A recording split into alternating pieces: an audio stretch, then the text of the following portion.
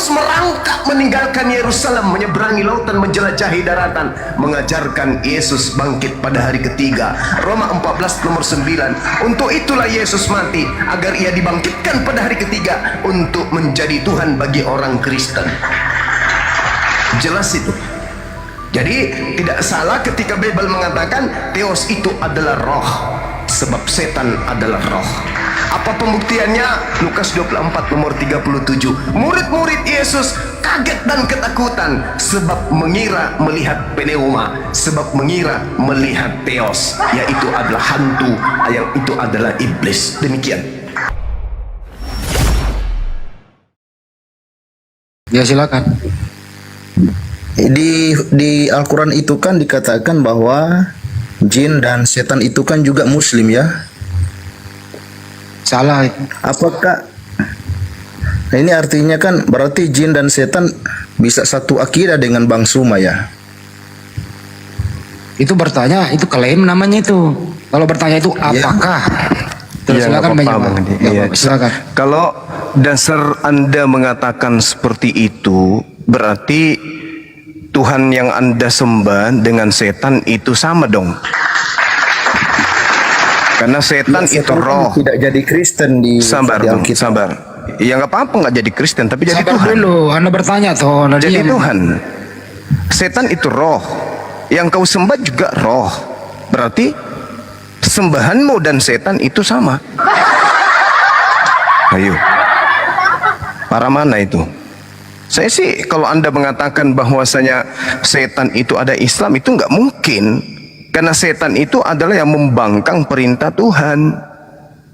Yang masalah ini adalah setan, roh, dan juga sembahan Anda roh.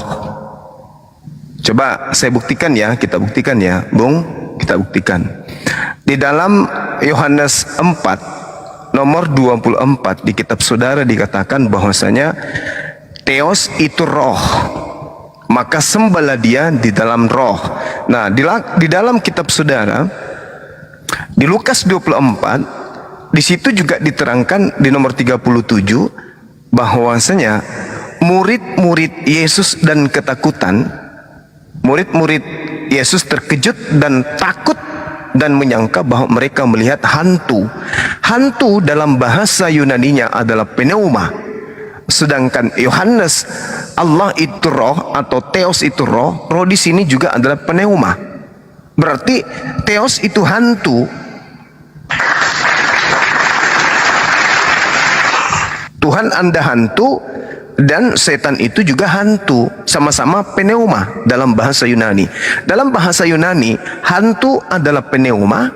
Di dalam bahasa Yunani, Theos itu adalah pneuma. Berarti antara Theos dan hantu itu sama-sama roh. Berarti kamu, saudara saya ini menyembah hantu, menyembah setan, gitu Bang. Itu fakta. Tolong dicatat Yohanes 4 nomor 24 dan Lukas 24 nomor 37. Yang Anda sembah itu sama-sama bahasa Yunaninya pneuma, tanpa dikurangi, tanpa ditambahi huruf. Artinya selama ini Kristen memang menyembah setan. Dan kalau itu dirunut, yang digantung di atas pohon itu kan memang Yudas. Dan Yudas ini kerasukan setan. Berarti Yudas digantung bersama setan. Berarti kalau Anda menyembah yang digantung di atas pohon, yang katanya salib, maka Anda menyembah setan. Karena setannya ada di dalam Yudas. Sedangkan yang digantung di atas pohon itu bukan Isa, bukan Yesus, tetapi Yudas Iskariot. Nah, berarti kalau Anda mengatakan Theos itu roh, Bapa itu roh, tepat. Karena memang kalian menyembah roh, dan setan itu memang adalah roh. Sinkron banget ya, sinkron banget ya dengan Yudas ya. Iya, Bang Handi. Saya hanya menjelaskan sesuai dengan apa yang tertera di dalam Bible. Nah, saya luruskan pertanyaan saudara. Jin itu ada yang Muslim. Karena di dalam Islam, wa ma khalaqtul jinna wal insa illa liya'budu. Aku tidak menciptakan jin dan manusia illa liya'budu, kecuali hanya untuk menyembah, beribadah kepada aku. Jadi jin yang tidak beribadah kepada Allah itulah setan. Manusia yang tidak beribadah kepada Allah itulah kafir. Maka iblis itu ada dua golongan. Dari golongan manusia disebut kafir, dari golongan jin disebut setan. Manusia terdiri dari dua golongan. Apa itu? Manusia yang berjalan di jalan hak dan manusia yang berjalan di jalan batil. Ada yang berjalan dalam kebenaran, ada yang berjalan dalam kesesatan. Yang berjalan dalam kesesatan disebut kafir, yang berjalan dalam kebenaran disebut muslim. Nah, jin juga terbagi dua. Jin yang ingkar kepada Allah disebut setan atau iblis. Sedangkan jin yang tidak kemudian ingkar kepada Allah tetap aja disebut malaikat atau jin. Kalau di Kristen, malaikat itu terbagi dua. Ada malaikat yang ingkar, ada malaikat yang taat. Malaikat yang ingin menyamai Tuhan itu disebut Lucifer. Lucifer ini disebut bintang timur. Yang disembah oleh orang Kristen adalah bintang timur. Maka yang lahir pada saat itu orang-orang Majus mencari bintang timur yang lahir. Makanya orang Majus datang menyembah Yesus karena mereka mengatakan bahwa yang lahir itu adalah bintang timur. Bintang timur itu Helei atau bintang fajar atau bintang timur atau Lucifer atau setan. Jadi maaf bang, saya berani mengatakan berdasarkan Bible yang saudara-saudara Kristen sembah itu adalah iblis. Mari kita buktikan. Kalau bukan iblis, lalu siapa Paulus ini? Paulus tiba-tiba muncul seperti hantu. Paulus tiba-tiba muncul seperti iblis. Karena seluruh nabi itu memiliki silsilah. Seluruh ajaran para nabi yang membawa ajarannya itu pasti punya silsilah. Setan tidak punya silsilah. Kita tidak tahu siapa bapaknya, siapa ibunya, siapa anaknya, siapa kakeknya, siapa buyutnya. Begitu juga Paulus. Paulus ini laksana iblis yang muncul tiba-tiba untuk menyesatkan manusia. Kita tidak tahu siapa bapaknya, siapa ibunya. Tapi banyak manusia yang terhipnotis, banyak orang yang terjebak, banyak orang yang kemudian tertipu dengan ajarannya. Ikut. Kalau kita berbicara mengenai tipu atau tertipu atau korban tipuan, orang yang ditipu itu tidak sadar dirinya ditipu. Inilah yang terjadi sekarang ini. Miliaran, 2 miliar manusia tertipu oleh dedengkot atau tangan kanan iblis yang tiba-tiba muncul. Saya bisa mempertanggungjawabkan itu. Dalilnya di Matius 12. Jelas sekali dikatakan bahwasanya ada orang yang seperti yang dinubuatkan oleh Yesus terkait dengan angkatan jahat. Mari kita baca supaya tidak disebut sebagai fitnah atau hujatan.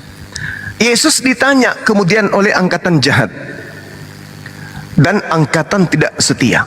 Yesus berkata begini, angkatan yang jahat ini dan angkatan tidak setia ini minta suatu tanda, tetapi kepada mereka tidak akan diberikan satu tanda apapun kecuali satu, yaitu tanda Yunus.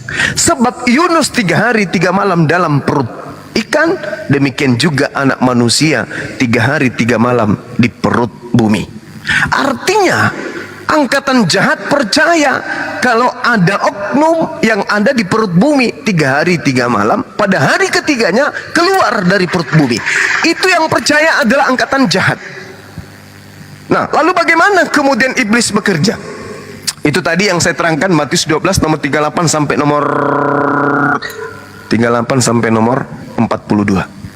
Nah, sekarang kita lanjut ke 43-nya sampai dengan nomor 45. Supaya sinkron penjelasan saya, bukan fitnah, bukan menghina, bukan merendahkan. Di situ diterangkan bahwasanya apabila roh jahat atau roh setan keluar dari manusia, maka roh jahat ini akan mengembara ke tempat-tempat tandus dan mencari pemberhentian, tetapi roh jahat ini tidak mendapatkannya. Artinya dia tidak mendapati tempat di gurung tandus atau di padang tandus untuk iblis ini tinggal. Lalu iblis ini berkata, aku akan kembali ke rumah yang telah kutinggalkan itu. Maksudnya iblis ini akan masuk kembali kepada orang yang tadinya maksiat lalu bertaubat. Lalu iblis masuk ke dalamnya untuk melakukan supaya orang ini jahat kembali. Itu dialami Paulus. Paulus membunuh murid-murid Yesus, lalu kemudian bertaubat. Setelah bertaubat, dia berjalan ke Damsik, di padang gurun. Di padang gurunlah kemudian dia kerasukan roh jahat. Diawali dengan apa? Siapakah engkau Tuhan? Akulah Yesus yang kau aniaya. Itu bukan Yesus itu. Itu sudah pasti bukan Yesus. Kenapa? Yohanes 16 nomor 7 sampai nomor 15. Yesus nanti datang di akhir zaman. Makanya dikatakan di Matius 24 nomor 15 sampai nomor 15 sampai nomor 30-an, 32. Di situ kemudian Yesus mengatakan, jadi camkanlah, aku sudah mengatakannya terlebih dahulu kepadamu. Apabila ada orang yang berkata bertemu dengan Mesias, bertemu dengan aku di padang gurun, jangan kau pergi di sana. Atau ada orang berkata, dia bertemu dengan aku Yesus di dalam bilik penjara, Temeong, jangan kau percaya, sebab aku datang nanti di akhir zaman dengan ditandai seperti kilat yang menyambar dari timur sampai ke barat. Berarti yang datang kepada Paulus di padang gurun dan yang datang kepada Paulus di dalam bilik itu adalah iblis. Matius 12:48, ketika kemudian iblis ini tidak menemukan tempat pemberhentian, maka dia mengatakan, aku akan kembali ke rumah yang kutinggali tadinya. Maka pergilah ia mendapati orang yang bertobat itu, yang bersih hatinya, tersapu dan rapi teratur. Lalu setelah dia datang mendapati kemudian Paulus yang sudah bertobat, dia si iblis keluar mengajak 7 roh lain yang lebih jahat daripadanya, dan mereka 8 roh jahat ini masuk dan berdiam di tubuh orang tersebut. Maka akhirnya keadaan orang itu lebih buruk dari keadaannya yang semula. Kenapa saya mengatakan ini Paulus? Kenapa saya mengatakan bahwa Yesus sedang menceritakan Paulus? Karena di data nomor 45-nya dikatakan dari Matius 12, demikian juga akan terjadi atas angkatan jahat ini. Siapa yang dimaksud dengan angkatan jahat? Orang-orang Farisi. Siapa yang dimaksud dengan angkatan tidak setia? Orang-orang Farisi. Kok bisa? Ya, mereka tidak setia. Mereka meninggalkan hukum Taurat menuju kepada hukum yang lain. Ini angkatan jahat dan angkatan tidak setia. Bagaimana bisa Bang Suma mengatakan mereka ini angkatan jahat? Ya, karena ke-11 murid Yesus bukanlah angkatan jahat. Di mana buktinya bisa kita lihat? Baca Lukas 24 nomor 9. Mari kita lihat. Kita lihat supaya tidak menjadi fitnah, tapi menjadi pengajaran bagi saudara-saudara kita Kristen. Jangan hanya mendengarkan dogma di gereja. Dan setelah mereka kembali dari kubur, mereka menceritakan semuanya itu kepada ke-11 murid Yesus dan kepada semua saudara yang lain. Perempuan-perempuan yang dari kuburannya Yesus, yaitu Maria Magdalena, Yohana, Maria ibu Yakobus, dan perempuan-perempuan lain juga bersama dengan mereka. Mereka perempuan ini memberitahukan kepada murid-murid Yesus. Tetapi bagi murid Yesus, perkataan-perkataan mereka itu seakan-akan dianggap omong kosong, dan ke-11 muridnya tidak percaya kepada perempuan-perempuan itu bahwa Yesus bangkit pada hari ketiga. Mereka tidak percaya. Lalu sungguh pun demikian, Petrus bangun, lalu cepat-cepat pergi ke kubur itu. Ketika Petrus menjenguk ke dalam kubur, dia melihat hanya ada kain kafan saja. Lalu Petrus pergi, dan Petrus bertanya dalam hatinya, apa yang kiranya sedang terjadi? Berarti Petrus dan teman-temannya tidak termasuk kelompok angkatan jahat. Kenapa? Karena Petrus tidak percaya tentang kebangkitan hari ketiga. Murid-murid Yesus tidak percaya tentang tanda Yunus itu. Sedangkan angkatan jahat minta satu tanda. Tanda tidak akan diberikan kepada angkatan jahat dan angkatan tidak setia menurut Yesus, melainkan satu tanda saja, yaitu bahwa Yunus hidup di dalam perut ikan 3 hari 3 malam. Demikian juga anak manusia 3 hari 3 malam dalam perut bumi. Artinya hari ketiga harus bangkit. Berarti kebangkitan hari ketiga adalah tanda Yunus. Hari ketiga adalah tanda angkatan jahat dan angkatan tidak setia. Paulus merangkak meninggalkan Yerusalem, menyeberangi lautan, menjelajahi daratan, mengajarkan Yesus bangkit pada hari ketiga. Roma 14 nomor 9. Untuk itulah Yesus mati, agar ia dibangkitkan pada hari ketiga untuk menjadi Tuhan bagi orang Kristen. Jelas itu. Jadi tidak salah ketika Bible mengatakan Theos itu adalah roh, sebab setan adalah roh. Apa pembuktiannya? Lukas 24 nomor 37. Murid-murid Yesus kaget dan ketakutan sebab mengira melihat pneuma, sebab mengira melihat Theos, yaitu adalah hantu, yang itu adalah iblis. Demikian.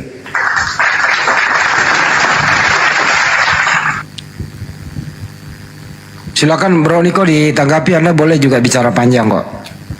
Silakan Bro Niko. Dibuka mute.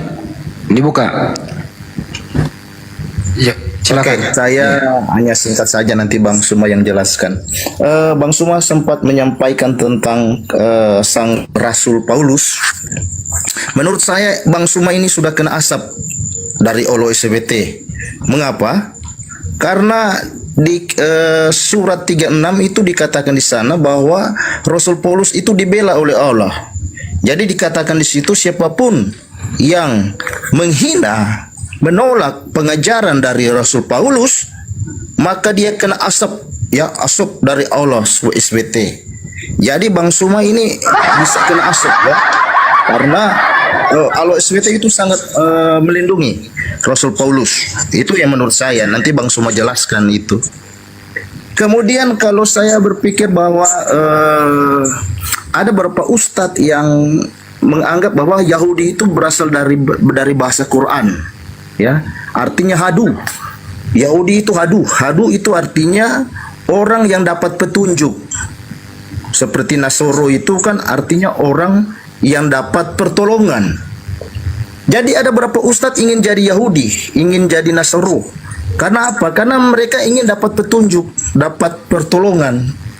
Nah, orang-orang Yahudi, orang-orang Nasrani ini sebenarnya orang-orang yang sudah dapat petunjuk, dapat pertolongan. Jadi kalau menurut apa yang sudah Bang Suma sudah uraikan tadi tentang Alkitab, ya kalau Bang Suma ingin lebih maju lagi, ya jadilah Nasrani atau jadilah Yahudi. Sebab hanya orang Yahudi dan Nasrani yang diberi petunjuk, diberikan pertolongan. Dan buktikan sampai sekarang ini kita melihat bahwa kaum Yahudi dan Nasrani itu kan, ya artinya punya lebih hikmat lah. Tidak mengejek untuk saudara-saudara Islam, tapi dari semua hal yang terjadi di muka bumi ini kan, orang-orang Yahudi Nasrani itu ya artinya lebih unggul lah, begitu Bang Suma. Jadi bagaimana pendapat Bang Suma? Yang ketiga, Bang Suma, saya ingin tanyakan apa yang Bang Suma sudah ceritakan tadi, ya. Kalau di Islam itu kan haram babi, ya. Tapi ada di hadis itu mengatakan bahwa nanti kalau kita Islam sudah terdesak, maka babi itu jadi haram, jadi halal. Apakah harus seperti itu? Kalau memang makan babi itu haram, nanti dalam keadaan terdesak kok jadi halal. Jadi itu Bang Suma. Oke, cukup ya. Itu dulu. Izin katanya Bang Zuma ada asap, maksudnya kepalanya Bang Zuma keluar asap karena dengar kamu bicara. Iya, kena asap dari Allah. Cukup. Kalau Bang Suma menghujat menolak pengajaran Rasul Paulus, maka Allah SBT akan memberi asap. Cukup. Di sini ada tiga nih, ada tiga. Surat Yasin katanya Bang Juma itu mengenai Paulus. Yahudi Nasrani katanya lebih baik ke sana, dan 3 haram babi. Ada 3 item Bang Juma. Silakan. Iya, baik. Yang pertama terkait dengan babi, saya ambil dari belakang ya supaya saya tidak lupa ya. Yang pertama terkait dengan babi, bahwa di Islam itu boleh makan babi. Ada yang disebut hukum uzur dalam Islam, darurah, artinya darurat. Tetapi darurat ini kemudian tidak menjatuhkan haram ini menjadi halal, tapi boleh. Itu pun sepantas untuk mempertahankan hidup saat itu saja. Jadi kalau misalnya diperkirakan perjalanan ke depan kita akan menemukan pemukiman atau mendapatkan sesuatu makanan 5 jam atau 7 jam, maka diupayakan apa yang kita makan, babi misalnya atau bangkai, itu bisa bertahan sampai umur usia atau masa 7 jam. Lebih dari itu tidak boleh, karena itu haram. Nah, ini sudah dipraktekkan kemudian oleh Yesus. Di mana Yesus mempraktekkan itu? Contoh, di dalam Keluaran 31 nomor 14 dikatakan begini, katakanlah kepada orang Israel, akan tetapi hari Sabatku harus kamu pelihara, sebab itulah peringatan. Yesus suka ngentot. Apa ini?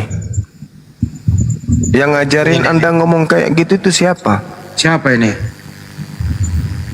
Ya udah, terusin banyak. Hati-hati naikkan orang Mas ya. Tadi komen mau mualaf temannya ternyata kurang ajar. Ya udah nggak apa-apa. Ya. Mudah-mudahan gigi mompong semua. Ya, dikatakan di dalam Keluaran 31, aku tetapi hari-hari Sabatku harus kamu pelihara, sebab itulah peringatan antara aku dan kamu turun-temurun, sehingga kamu mengetahui bahwa akulah Tuhan yang menguduskan kamu. Haruslah kamu pelihara Sabat, sebab itulah hari kudus bagimu. Siapa yang melanggar kekudusan hari Sabat itu pasti dia dihukum mati. Sebab setiap orang yang melakukan pekerjaan pada hari itu, orang itu harus dilenyapkan dari antara sebangsanya. Ini hukum Tuhan. Siapa yang melanggar kekudusan hari Sabat harus mati, wajib hukumnya. Kita lihat Yesus dalam Lukas 24. Di Matius 12 ya teman-teman.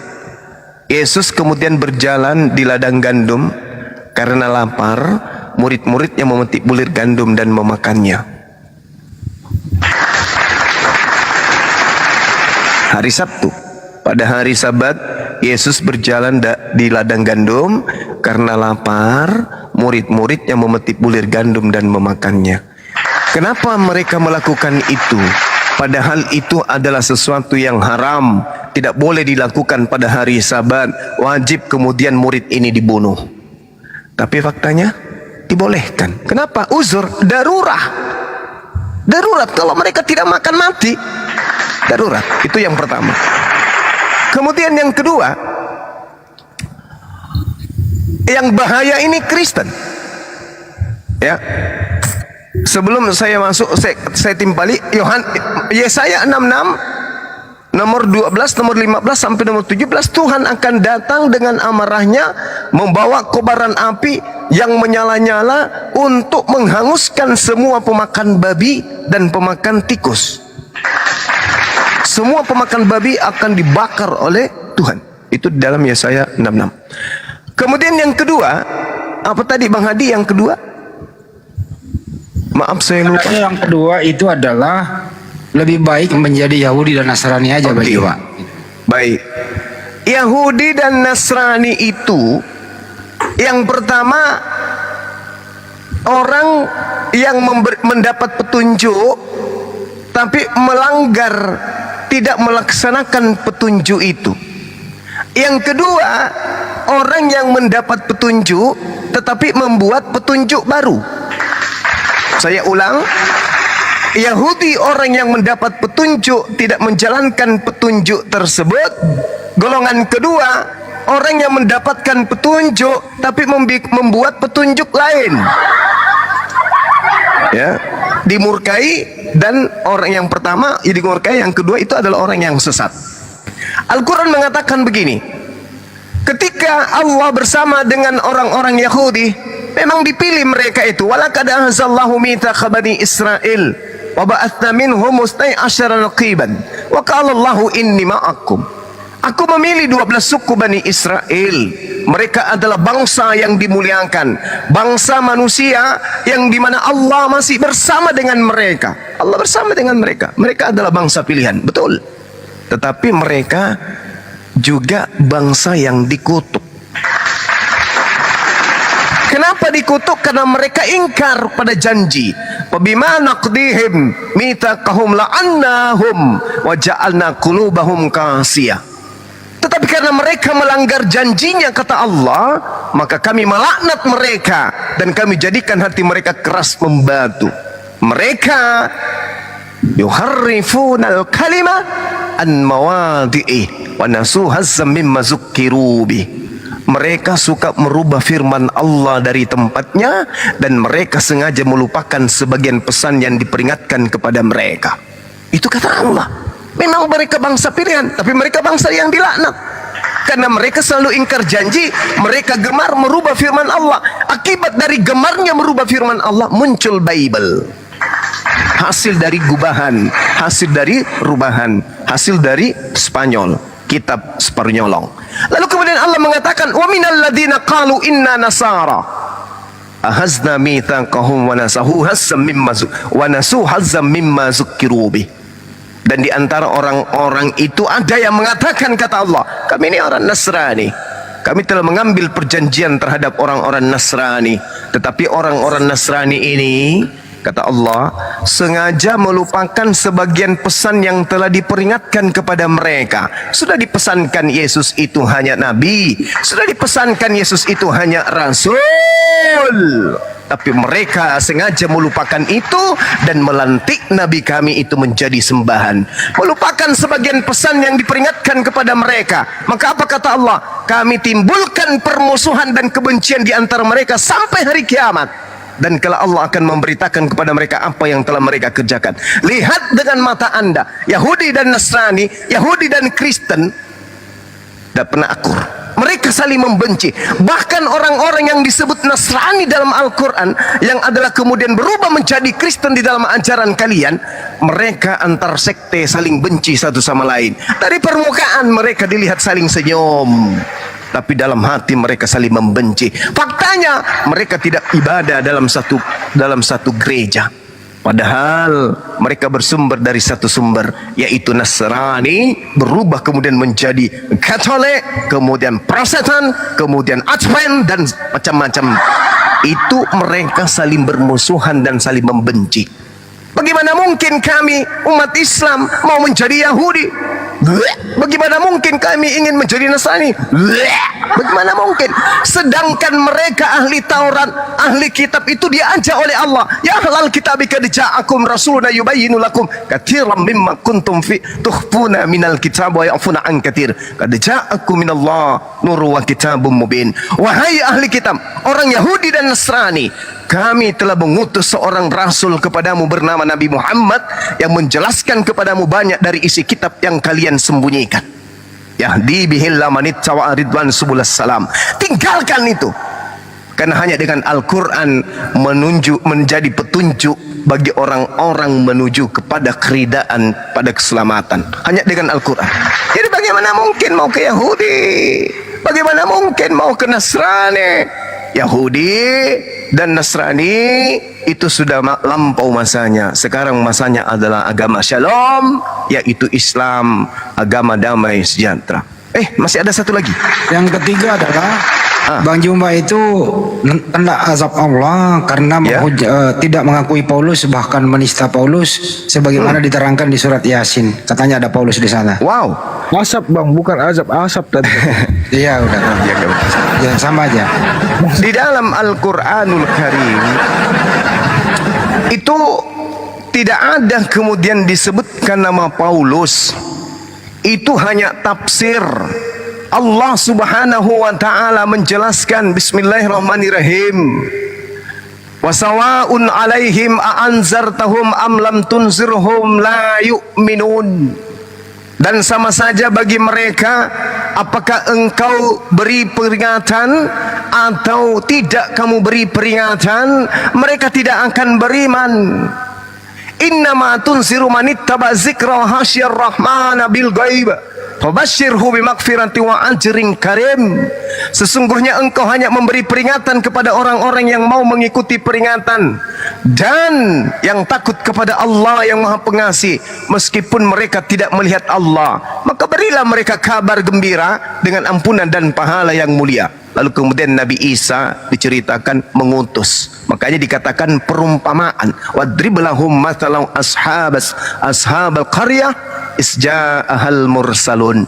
Dan buatlah satu perumpamaan bagi mereka. Buatlah satu perumpamaan bagi mereka.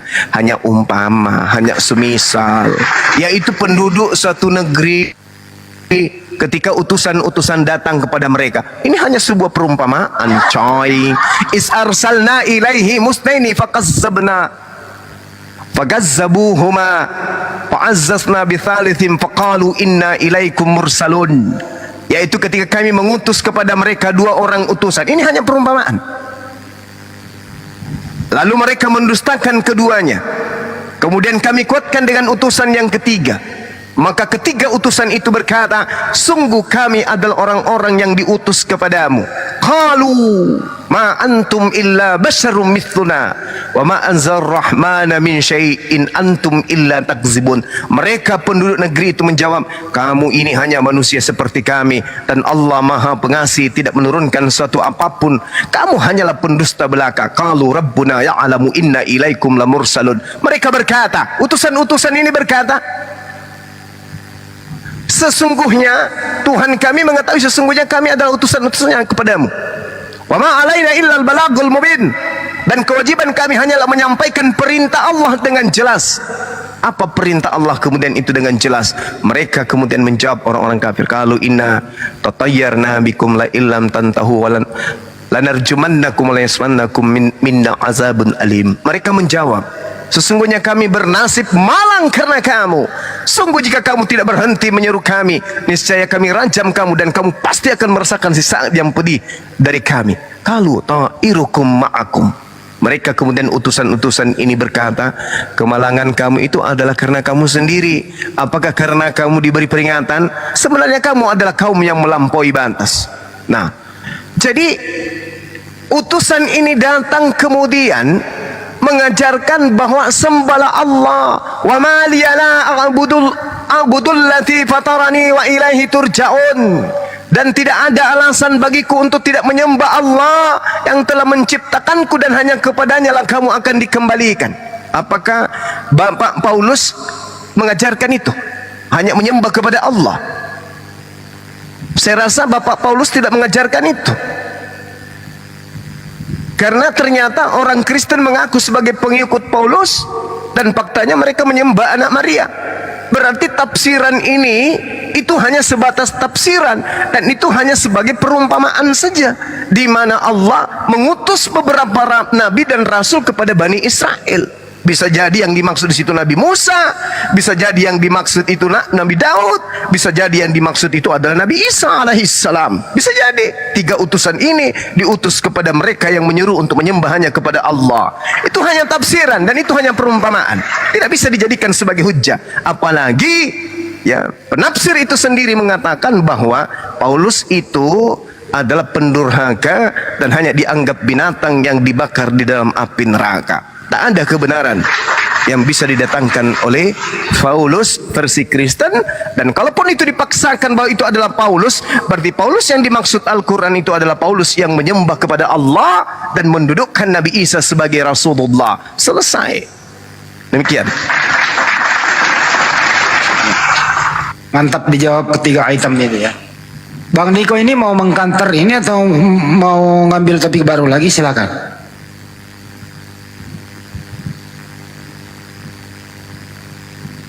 Jangan tidur bro. Jangan-jangan dia nggak dengar nih pertanyaannya nih. Tapi sebenarnya sih Ya. Bang Niko izin dulu Bang Niko. Izinkan boleh nggak sekiranya Bang Juma bertanya satu? Iya. Ya, oke, makasih. Silakan Bang Juma lagi. Siapa nama bapaknya Paulus kalau Paulus ini memang benar-benar Bani Israel? Silakan. Tidak ada itu Bang, tidak tertulis dari kitab. Kalau nama bapaknya setan siapa? bapaknya setan juga tidak tertulis sih. Berarti sama dengan Paulus. Ente menyembah oknum manusia bernama Yesus dan ente tidak sadari itu adalah azab dari Allah Subhanahu wa taala. Fi qulubihim maradun fazadahumullahu marada. Dalam hati Anda itu ada penyakit sehingga Anda tidak bisa membedakan antara utusan Tuhan dengan utusan setan. Anda tidak bisa membedakan antara Tuhan dan ciptaan Tuhan. Fi qulubihim maradun fazadahumullahu marada walahum azabun alim bima kanu yakzibun. Kayak gitu ya Ustaz Ya, Yusuf. tapi kan di Al-Quran Abang kan Paulus itu dihormati Allah Jo. Tidak Allah ada di SWT. dalam Al-Quran Paulus itu. Di mana di Al-Quran nama Paulus itu nggak ada. Yang kubacakan panjang lebar itu adalah surah Yasin yang terkait dengan tafsir. Itu tafsir, Bung, bukan isi Quran. Siapapun bisa nafsir. Saya juga bisa menafsirkan bahwa di situ bisa jadi itu tukul, bisa. Tapi itu landasan pijakannya bukan firman Allah. Itu hanya perkataan orang yang ahli hadits atau ahli fikih. Tidak bisa kemudian dijadikan sebagai dasar pijakan untuk mengatakan itu mutlak benar, karena itu hanya tafsir. Karena di surah Yasin itu 13, 14 itu ada Yohanes, ada ya. Itu tafsir saudaraku, dan itu hanya perumpamaan. Wadrib lahum masalah, semisal perumpamaan, hanya contoh. Gini Itu aja deh. Iya, Bang silakan. Juma, di original teksnya memang ada nama itu disebut. Ndek Nara, Oke, udah terjawab ya bro? Ya. Ya, pertanyaan selanjutnya, kalau kita sering dengar ya di Ntar dulu bro. Kamu Ya. kok nggak menjawab si pertanyaan Bang Juma satu aja? yang tadi ya. Mm-mm. Ya, kalau bapak rohaninya sih ada. Bapak rohaninya Paulus. Siapa? Siapa namanya? Aduh, sudah lupa lagi. Pak Lamsen.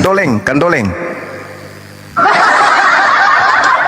Itu si gurunya itu, si Rabi itu. Siapa? Gamaliel. Ya, Gamaliel. Dia kan murtad dari sana. Itu bapak rohaninya. Tapi dia murtad.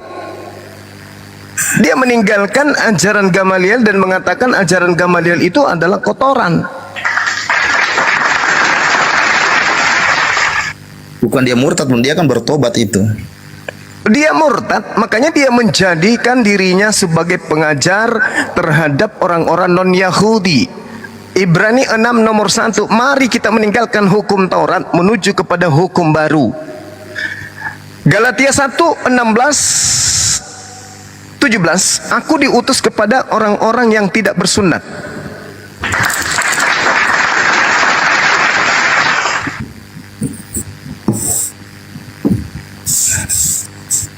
Gak ada perlawanan Bang Juma? Apa dibiarkan dia bertanya lagi? Boleh. Iya, silakan Pak Niko. Ya, seringkali diucapkan bahwa orang-orang Nasrani atau Kristen itu sering menghujat ajaran Islam. Tetapi ketika saya sering dengar ya percakapan dari seperti Bang Suma, ada juga di ayat-ayat Quran bahwa Quran itu juga sering menyebut bahwa Allah itu tidak tahu keturunan Abraham. Bahwa Allah itu juga halalkan hasil curian ya, menyuruh berzina. Allah SWT juga Nah, ini karena yang menghidupkan Al-Quran itu sendiri Bang kepada Allah SWT. Mana ayatnya? Jangan Itu gacor kalau tidak doang. salah ada di surat 4, surat 8, surat 19 itu ada itu. Sampai surat 16 juga ada. Coba dibaca. Allah menghalalkan mencuri, di mana ayatnya? Ada di surat 8 itu ayat 6. Ya, dibaca. Ya, saya tidak ada Al-Quran Bang. Al-Anfal, surah Al-Anfal. Coba di mana dia itu Allah bagaimana, menyuruh Bang? mencuri? يجادلونك في الحق بعدما تبين كأنما يساقون إلى الموت وهم ينظرون. Mereka membantahmu, wahai Nabi Muhammad, tentang kebenaran setelah nyata bahwa mereka pasti menang. Seakan-akan mereka dihalau kepada kematian, sedang mereka melihat sebab kematian itu. Ini perang Badar ya Bang Juma ya? Gimana ada mencuri di situ? Iya, perang Badar. Perang Badar ini bro. Mencurinya Gimana ada Bang? mencuri di situ? Yang di surat 48 itu ayat 20. Oke. Surah 48:20 ya. Ya, Kita silakan cek. akhi. Ini asal mangap kadang orang. Al-Fat Pak ya. Ya, ayat berapa? 20. 20. Coba.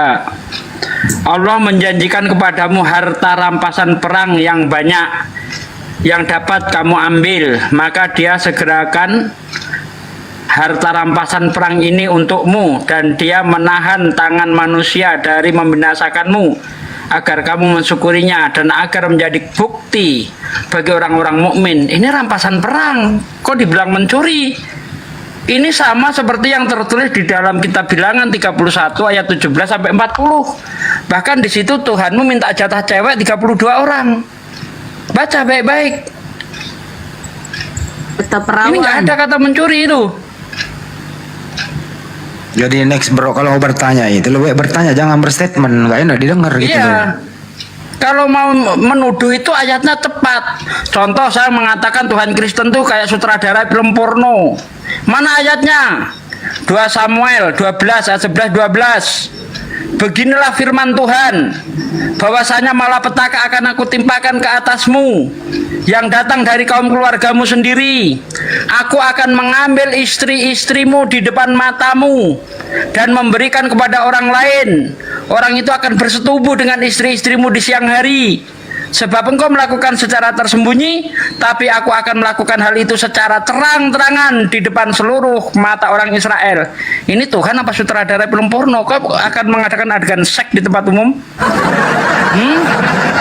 Itu Tuhan apa sutradara film porn? Kau mau mengadakan adegan prot-prot di tempat umum? Gitu dong, ayat jelas. Ini nggak ada kata mencuri di situ.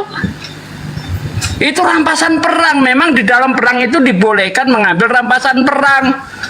Contohnya di dalam kitab Bilangan 31 ayat 17 sampai 40. Bahkan Tuhanmu mendapat jatah cewek 32 orang yang perawan. Baca baik-baik. Ini Tuhan apa sih? Cewek kok minta dia? Minta cewek perawan 32 orang? Bang Niko, mental masih aman? Jangan tanya apa-apa. Biar ntar dulu ya, tadi izin dulu. Ini Pak De, Bang Juma ini loh, mereka ini sebenarnya sangat membenci Allah, sangat menista Allah Subhanahu wa Ta'ala. Tapi Bang Juma, Pak De, kenapa masih mereka mempergunakan kata itu? Kalau mestinya konsisten gitu loh. Bang Juma, silakan dijelaskan. Jadi gini, yang tadi yang saya katakan, iblis ini kan membangkang untuk bersujud menghormat kepada Adam. Tapi iblis masih mengakui bahwa Allah itu adalah Tuhannya. Iblis masih mengakui itu. Tapi kalau kita berbicara mengenai saudara-saudara kita Kristen, mereka ini sudah tidak mengakui Allah, bahwa Allah itu adalah Tuhan, tidak mengakui. Berarti apa yang diterangkan oleh Al-Quran bahwa orang kafir ini lebih jahat daripada iblis, itu betul. Ulaika hum syarrul bariyah. Orang kafir ini lebih buruk, lebih hina, lebih rendah daripada seluruh makhluk. Iblis itu makhluk. Ada yang lebih rendah dari iblis, yaitu orang-orang kafir. Karena orang kafir itu masih diberi ruang untuk bertobat. Orang kafir diberi akal. Orang kafir masih bisa berinteraksi dengan orang-orang soleh. Mereka masih bisa berdialog dengan orang saleh. Mereka bisa interaksi dan sebagainya. Sedangkan iblis tidak ada ruang bagi mereka untuk bertaubat.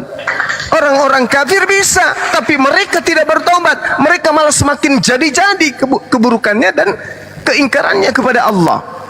Makanya Al-Quran mengatakan, bahwasanya iblis itu golongan daripada orang-orang kafir.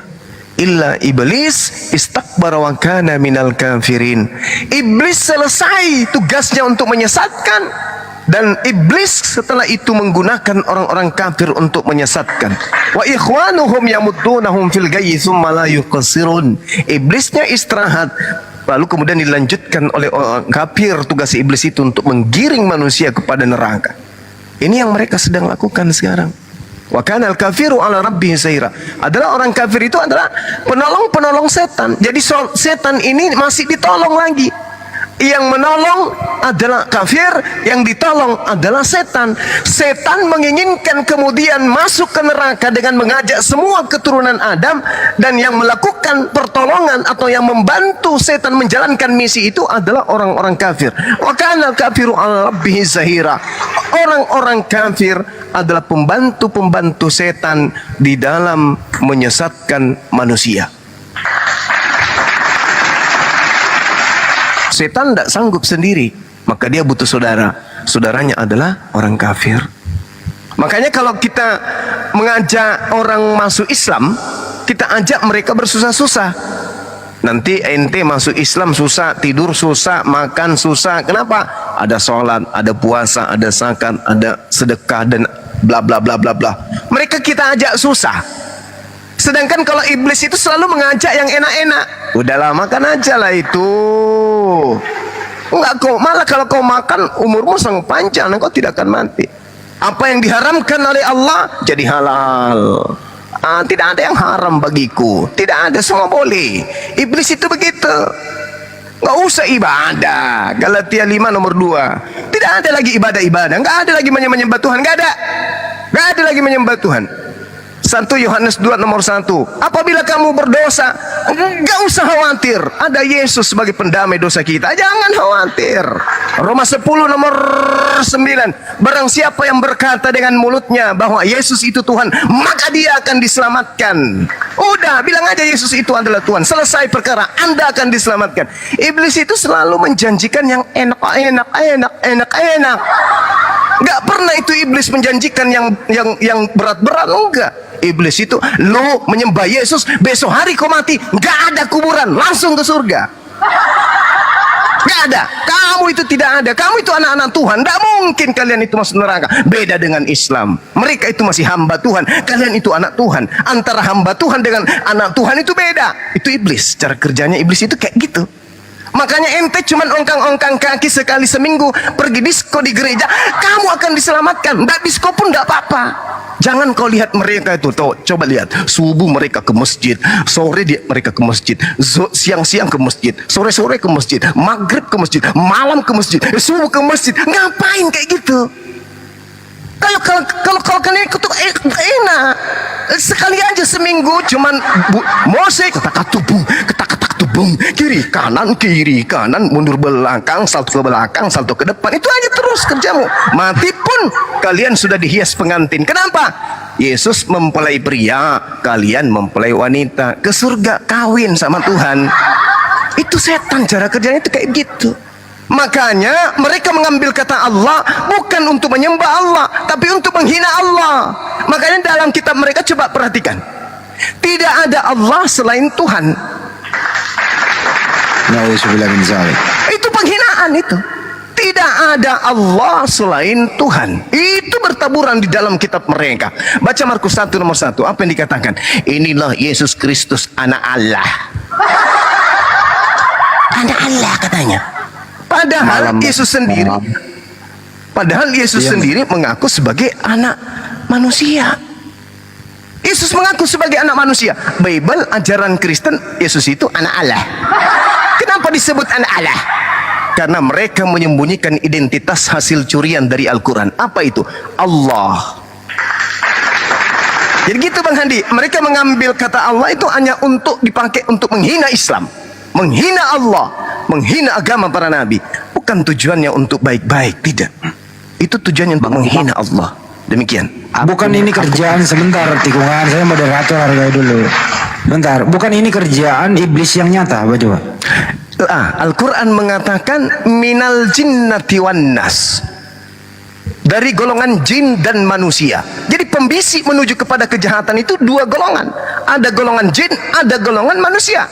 Dari golongan jin disebut setan, dari golongan manusia disebut kafir. Orang kafir tidak akan senang sebelum kita ikut sama mereka ke dalam neraka. Gak akan senang. Apapun mereka akan lakukan, Bang Handi. Bisa kitabnya dirubah menjadi Alkitab. Kemudian pengajar-pengajar mereka, tokoh-tokoh mereka disebut nabi dan rasul. Lalu kemudian Tuhan yang mereka sembah mereka sebut dengan sebutan Allah. Itu apapun mereka lakukan tuh. Nanti ujung-ujungnya ada lagi juga tuh. Sangat tidak menutup kemungkinan Ortodoks masuk ke Indonesia, mereka juga azan. Azan juga nanti mereka itu. Ortodoks itu sudah mulai melakukan ibadah seperti Islam. Wudu, habis itu salat. Bapak yang di surga, dimuliakanlah namamu. Bapak besar. Apanya yang besar? Besar, lututnya, tumitnya, atau apanya? Kayak gitu caranya, Bang Handi. Semua upaya akan dilakukan. Kenapa? Wa kanal kafiru ala rabbihi saira. Mereka adalah pahlawan setan. Setan butuh pahlawan. Pahlawannya adalah orang-orang kafir. Makanya yang berinteraksi ke kita, ke lorong-lorong, ke rumah, pak. Selama siang, ya siang Pak. Dari mana Pak? Kami dari anak Tuhan ingin memperkenalkan kemudian kemuliaan Bapak yang ada di surga. Kami di sini datang untuk mengajarkan, memperkenalkan putranya yang pernah datang ke dunia. Mati di atas tiang untuk keselamatan kita semua. Boleh kami masuk? Tuh, itu cara-cara mereka kita. Boleh kami masuk? Nah gitu Bang Andi. Silakan. Jadi kesimpulannya adalah Mirip sekali. sebentar Bunda Rama. Kesimpulannya adalah iblis yang nyata ini begitu memakai istilah-istilah Islam disalahgunakan. Kerjanya 24 jam, tapi api juga kerjanya 24 jam. Banyuma tenang aja. Masya Allah. Apalagi ditambah lagi satu pasukan adinda saya Ustadz Farid, Ustadz gaulnya Sulawesi Selatan. Masya Allah. Takbir. Allahu Akbar. Masya Allah. Ini Ustadz muda, Ustadz gaul yang digemari, kemudian anak-anak gaulnya Makassar. Jadi saudara-saudara yang ada di kota Makassar dan sekitarnya, kalau ada yang mau bikin kegiatan dakwah, undang beliau. Farid Wajeni, Wakil Bupati Maros. Ini dia. Subhanallah. Ada wakil bupati di sini. Juma, kamu sadar Dulu nggak? tikungan. Aku tadi terlalu apa ya? Terlalu keras ya. Wah, parah ini. Kalau gitu kita sambut dulu ya. Ustaz Farid, assalamualaikum Ustaz. Waduh, mabele kapang. Iya, nolek kapang manu kopi kan. Waalaikumsalam. Nah tuh. Masya Gimana Allah. kabar adindaku di sana di Makassar? Alhamdulillah sehat. Sehat Bang. Masya Allah. Ini lagi Juma. menuju Wajo Bang. Wih, ke wajon. Hati-hati dan tempe katanya naik airnya itu. Hati-hati Ki. Nah ini kita mau Islamkan orang di sana 3 orang ini. Alhamdulillah, Masya Allah. Iya. Jangan lupa singgah nanti makan ikan cambang Oh siap Bang. Siap. dengan Boleh, cawiwi di sidrap. Boleh cepi itu namanya. Oh, boleh cepi ya. Sorry. Banyak. Halo, selamat malam Juma. Ntar dulu brother. Gua dengar Sabar lu ya. ada di sini tikungan. Niko ini belum kelar urusannya. Niko dulu, nanti kalau Niko udah selesai baru lu. Ya Niko lagi, silakan Niko. Tanggapi atau mau Dinda Farid Terima lanjut ya. kasih Dek. Bang Suma. Iya, Menurutku Bang Suma ini sudah salah persepsi ya mengenai Alkitab dan orang-orang Kristen, orang-orang Nasrani. Karena menurut saya kalau dalam hadis Muslim itu 4936 di sana Iya. dibilang begini. Demi zat yang jiwaku di tangannya, seandainya kamu sekalian tidak berbuat dosa sama sekali, niscaya Allah akan memusnahkan kalian. Dan setelah itu, Allah akan menggantikan dengan umat yang berbuat dosa, kemudian mereka memohon ampun kepada Allah. Jadi, Bang Subang ini sudah ditandai oleh Allah sebagai umat yang terus berbuat dosa. Mengapa? Karena salah persepsi mengenai Kristen, mengenai Alkitab, salah mengutarakan atau kelirulah dalam artian ini, dalam hal untuk menjelaskan. Karena orang Kristen sendiri tidak pernah menghujat Allah, tidak pernah menghujat nabi-nabi junjungan Nabi Islam, ya, atau tidak pernah menghujat Islam lah. Di Alkitab itu kan hanya berbicara tentang kehidupan Kristen saja. tidak pernah senggol lah itu tentang hal-hal muslim. Jadi sesuai dengan hadis muslim ini, Bang Suma ini sudah ditandai Tuhan Allah itu untuk berdosa terus sampai akhirat, Bang. Karena memang sudah tercatat begitu, Bang. Pertanyaannya, Jadi abang harus berubah. Pertanyaannya, hadis muslim ini untuk siapa? stop ya. Baik. Ini Anda ini dia terjemahin dulu, berstatement dulu. Kenapa ya? Nggak apa-apa lah Pak Jawa ya. Kita bijak lah ya. Oke. Iya. Ya. Jadi Kristen itu, andai saja mereka menggunakan original teks, maka Kristen di Indonesia tidak akan pernah menggunakan kata Alkitab, tidak pernah menggunakan kata Injil, tidak pernah menggunakan kata salib, tidak pernah menggunakan kata syafaat, tidak pernah menggunakan kata Allah, dan bla bla bla bla bla bla. Kenapa kemudian Kristen ini tidak berani menggunakan original teksnya? Karena kalau Kristen menggunakan original teks dua kitab, kitab Tanakh, Taurat, Nevi'im, Ketubim, maka mereka akan ketahuan bahwa mereka ternyata pencuri kitabnya Yahudi. Karena mereka bukan Bani Yakub. Sedangkan di dalam kitab Tanakh, dalam hal ini Torah, Ulangan 33 nomor 4, di situ jelas tertulis bahwa kitab Taurat itu adalah hak milik kepunyaan Bani Yakub.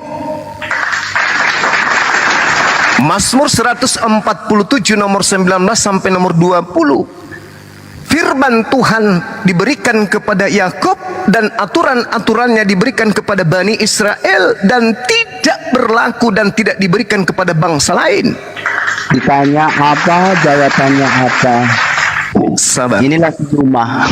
Sabar. Bang. Sabar. Dari tadi gue ingatkan kau ya. Aku belum persilatkan kau ngomong. Gue kick lah kau. Oke, Sabar. lanjut. Cara saya terapi pasien itu memang kayak gitu ya. Karena sasaran saya bukan kepada yang bertanya. Sasaran saya itu yang ada di bawah. Kemudian, kalau orang Kristen ini mempertahankan original teks perjanjian baru, maka akan ketahuan bahwa Kristen ini melakukan Natal, Kristen ini memperingati kemudian akhir tahun, Kristen ini kemudian ibadahnya Minggu, karena ternyata memang Kristen ini adalah pelanjut aliran kepercayaan penyembahan kepada dewa Zeus yang punya anak kemudian, lalu punya keturunan, lalu punya cicit, cucut, dewa Horus, Attis, dan seterusnya. Kalau dia mempertahankan itu original teks kitab mereka, perjanjian lama dipertahankan maka ketahuan curian dari Yahudi, perjanjian baru dipertahankan maka ketahuan kemudian bahwa agamanya ternyata agama pagan. Maka agama Kristen itu harus kemudian menggunakan istilah-istilah Islam dan istilah-istilah Yahudi. Makanya kalau berbicara mengenai perjanjian lama, yang mereka singgung adalah Tuhannya Yahudi. Kalau berbicara mengenai perjanjian baru, maka yang mereka singgung khususnya di Indonesia, Tuhan mereka sebut dengan sebutan Allah. Kita lihat Markus 1. Inilah permulaan Injil tentang Yesus Kristus, anak Allah. Kenapa nggak berani menyebut di situ anak Theos? Theos bahasa Yunani, diterjemahkan ke dalam bahasa Indonesia artinya apa? Dewa. Berarti Yesus anak dewa, bukan anak Elohim, bukan anak Eloa, bukan anak Yotevampe, bukan anak Allah, tetapi anak dewa. Itu baru betul. Itu baru betul. Jadi kalau Anda mengatakan Islam menghina atau saya menghina atau Al-Quran menghina, itu tak ada. Yang ada agama Kristen menerjemahkan kitabnya dalam bahasa Indonesia dan menggunakan istilah Islam, itu tujuannya dua: menghina dan memurtadkan Islam awam. Kalau Anda mengatakan kitab Anda tidak menghina Islam, memang tidak. Secara langsung memang tidak. Kenapa? Karena kitab Anda itu tidak berbicara mengenai Islam. Itu yang perlu Anda pahami. Ya, kalau Al-Quran berbicara tentang kitab saudara, Al-Quran bercerita tentang agama saudara, Al-Quran bercerita tentang Tuhan yang Anda sembah. Wajar kalau kalau umat Islam siang malam bercerita tentang Kristen, karena Al-Quran membahas tentang kekristenan. Tapi kitabnya orang Kristen tidak membahas tentang Islam. Gitu bang. Layaknya Orde Baru bercerita Orde Lama tidak bercerita tentang Orde Baru. Begitu juga Orde Baru tidak bercerita reformasi. Reformasi yang bercerita Orde Lama dan Orde Baru, itu baru betul. Al-Quran yang menceritakan tentang perjanjian baru dan perjanjian lama, itu baru tepat. Silakan.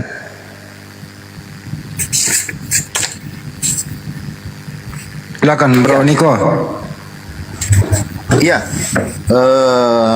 Terima kasih. Tapi gini Bang loh Bro Suma Niko, sudah. sebelum lanjut next ya, kalau bisa jangan berstatement, nanti dikik balik oleh Bang Juma. Kalau bisa bertanya aja, jangan berstatement gitu loh ya. Oke, lanjut. Iya. Iya, tadi Bang Suma sudah menyampaikan tentang bahwa Kristen itu diambil dari kata, harus original teksnya ya, dari Theos, dan harus menyembah Zeus. Diartikan kalau di Indonesia itu dewa. Tapi kalau menurut cerita orang-orang Arabian ya, Arab itu, mereka kan juga selain menyembah dewa mereka itu sebenarnya menyembah Tuhan mereka, dan di sampingnya itu ada dewa Hubal namanya. Nah, dewa Hubal ini dewa yang tertinggi ya di Arab, dewa yang tertinggi di Arab. Makanya mereka itu mengatakan bahwa dewa itu adalah dewa kesuburan, atau dewa bintang dan dewa bulan. Dewa yang memberikan kesuburan. Nah, ingin saya tanyakan di sini, apakah ini ada kaitan dengan mohon maaf ya, ada kaitan dengan masjid? Karena kan di masjid itu kan ditaruh bentuk bulan dan bintang. Apakah itu ada hubungan dengan dewa yang disembah oleh orang-orang Quraisy, yang mereka menyembah dewa bintang dan bulan? Nanti Bang Suma bisa jelaskan itu. Ya, itu aja dulu, satu aja dulu pertanyaan, biar nggak terlalu banyak ya. Oke. Silakan, Bang Juma. Baik.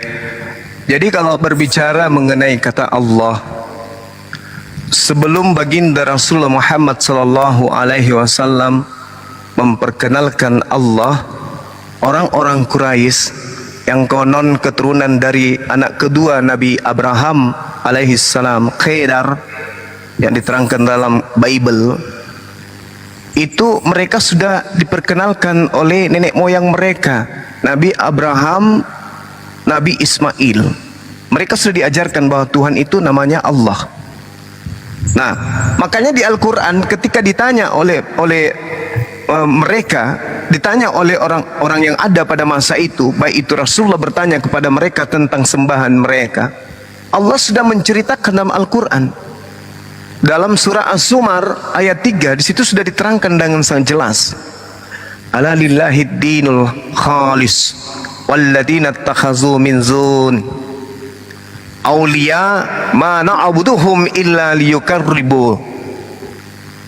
Jadi di ayat itu diterangkan kemudian oleh Allah, ingatlah hai manusia, hanya milik Allah agama yang murni dari kesyirikan. Dan orang-orang yang mengambil pelindung selain daripada Allah berkata, kami tidak menyembah mereka melainkan berharap agar mereka mendekatkan kami kepada Allah dengan sedekat-dekatnya. Jadi mereka mengambil patung, mereka mengambil batu, mereka mengambil benda, mereka mengambil dewa-dewa atau berhala-berhala, itu tidak mereka imani bahwa itulah Tuhan. Mereka tidak imani itu Tuhan, tidak. Mereka hanya menjadikan itu sebagai alat mediasi untuk mendekatkan diri mereka kepada Allah. Mereka mengenal bahwa Tuhan yang sebenarnya itu adalah Allah. Mereka tidak menjadikan bahwa berhala-berhala itu adalah Tuhannya. Mereka hanya menjadikan itu mediasi, media, alat untuk sampai kepada Allah. Sama seperti kemudian orang Kristen menjadikan kemudian patung Yesus itu sebagai media untuk sampai kepada Yesus, sebagai simbol saja. Orang-orang Quraisy tahu itu. Maka Rasulullah Muhammad SAW menghancurkan semua media yang mereka gunakan, yang mereka ibadahi, yang mereka sembah selain daripada Allah. Meskipun mereka mengatakan ini bukan pencipta, yang menciptakan itu namanya Allah. Innallaha la yahdi man huwa kazibun kafar. Sungguh Allah tidak memberi petunjuk kepada pendusta atau orang yang sangat ingkar. Nah, oleh karena itulah kemudian di dalam Al-Quran juga dalam surah As-Sukhruf ayat 87, di situ diterangkan, dan jika engkau bertanya kepada orang-orang jahil ini, orang-orang Quraisy ini, siapakah yang telah menciptakan kalian? Niscaya mereka akan menjawab Allah. Jadi bagaimanakah mereka dapat dipalingkan dari menyembah Allah? Mereka tahu yang menciptakan langit dan bumi itu Allah, mereka tahu. Sebelum Rasulullah Muhammad SAW memperkenalkan Allah, orang-orang Quraisy sudah kenal nama Allah. Sudah kenal. Makanya ditanya, apakah berhalamu ini yang menciptakan kamu? Tidak. Yang menciptakan kami adalah Allah. Tapi mereka tetap aja menggunakan berhala itu. Karena kenapa? Belum ada Nabi dan Rasul datang kepada mereka untuk memberikan petunjuk. Itu bung. Seperti itu yang bisa saya sampaikan kepada saudara. Jadi kalau saudara tadi mengatakan bahwasanya kami umat Islam ini apa tadi pertanyaannya Bang Hadi? Bulan dan bintang. Terkait dengan bulan dan bintang. Bung, sejarahnya kemudian ketika perang salib, orang-orang kafir itu menggunakan bendera dengan lambang salibnya mereka. Maka berundinglah pada saat itu bagaimana bisa kita membedakan pasukan kita dengan pasukan kafir ini. Maka mereka mengambil simbol langit, yaitu langit bulan bintang. Jadi bulan bintang itu adalah simbol agama langit, sedangkan salib itu simbol agama bumi. Maksudnya agama bumi, agama yang dibuat-buat oleh manusia yang ada di bumi. Sedangkan agama langit adalah agama yang diwahyukan dari langit. Jadi itu maksudnya. Bukan larinya ke dewa, bukan. Ya, hubungan lagi. Gak ada hubungannya itu. Itu sejarahnya itu seperti itu, Bung. Itu ada dasar pijakannya kepada perang salib untuk membedakan antara pasukan Islam dan pasukan kafir adalah tentaranya menggunakan kode salib, Islamnya menggunakan simbol langit, yaitu langit itu bintang dan bulan dan bintang. Seperti itu, Bang. Nah, kalau Anda ke Sulawesi Selatan, di tempat kami ini bersama Dinda Farid, banyak gereja-gereja itu yang di atas menara gerejanya itu apa? Kamu tahu? Patung ayam. Boleh enggak saya mengatakan bahwa mereka itu menyembah ayam? Berat itu, Bang, berat. Di depan Polresta Makassar, situ ada gereja di sudut. Pas menaranya itu gambar ayam, bukan gambar, patung ayam jantan di atas pas di puncak gereja. Apakah boleh saya berkata bahwa mereka menyembah manuk?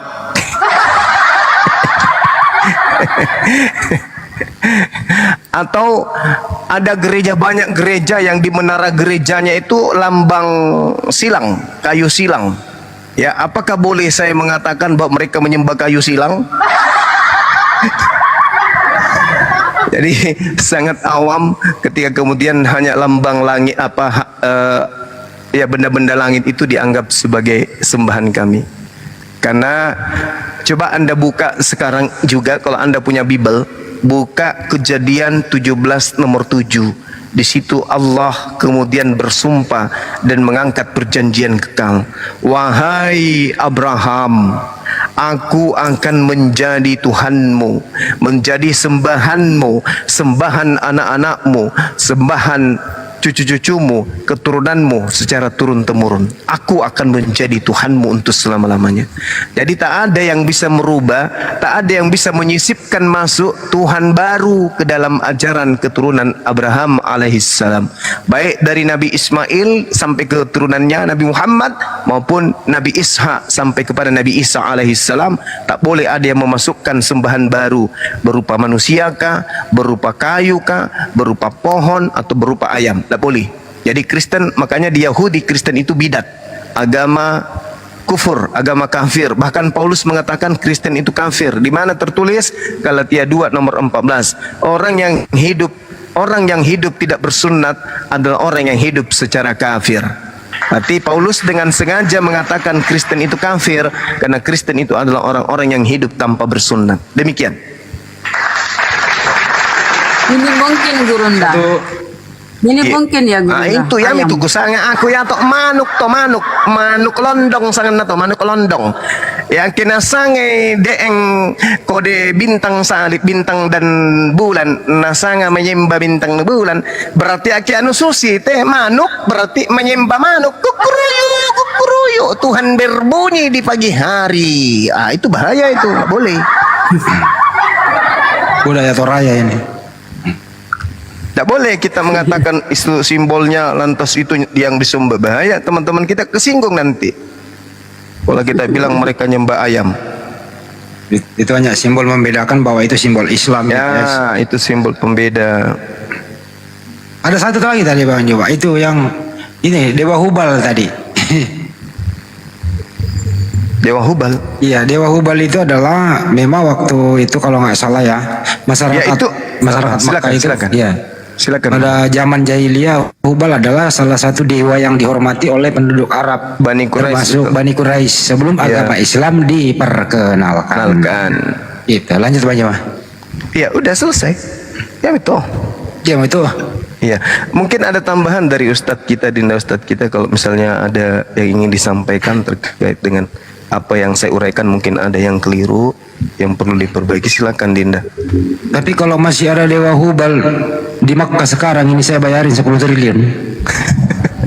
Memang Dewa Hubal benar ini, kata Bang Zuma tadi bahwasanya Masya Allah.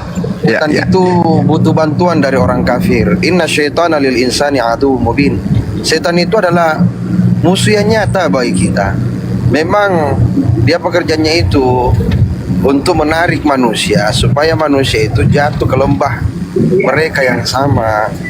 Jadi itu. Dan untuk masalah simbol-simbol itu sudah dijelaskan di dalam kitabnya Asy-Syarastani. Ketika perang salib terjadi, crusader itu menggunakan logo-logo yang bertanda salib, maka Islam pada saat itu yang dicetuskan oleh Salahuddin Yusuf Al-Ayyubi ya sebelum mengambil alih yang namanya Palestina 1181 Masehi itu memang sudah jauh sebelumnya lambang bulan dan bintang itu memang agama langit dari atas dan itulah diambil simbol dan itu kembali dikemukakan oleh Salahuddin Al-Ayyubi sudah jauh sebelumnya diambil sebagai simbol, tapi Salahuddin Al-Ayyubi kembali mengemukakan itu menggunakan simbol tersebut. Dan memang masalah simbol itu tidak usah lagi diungkap-ungkapkan lah, cukup kita sudah paham, pelajari. Dan yang lain ini masalahnya kalau sudah tahu kebenarannya, ya kalau sudah tahu kebenarannya maka ucapkanlah syahadat.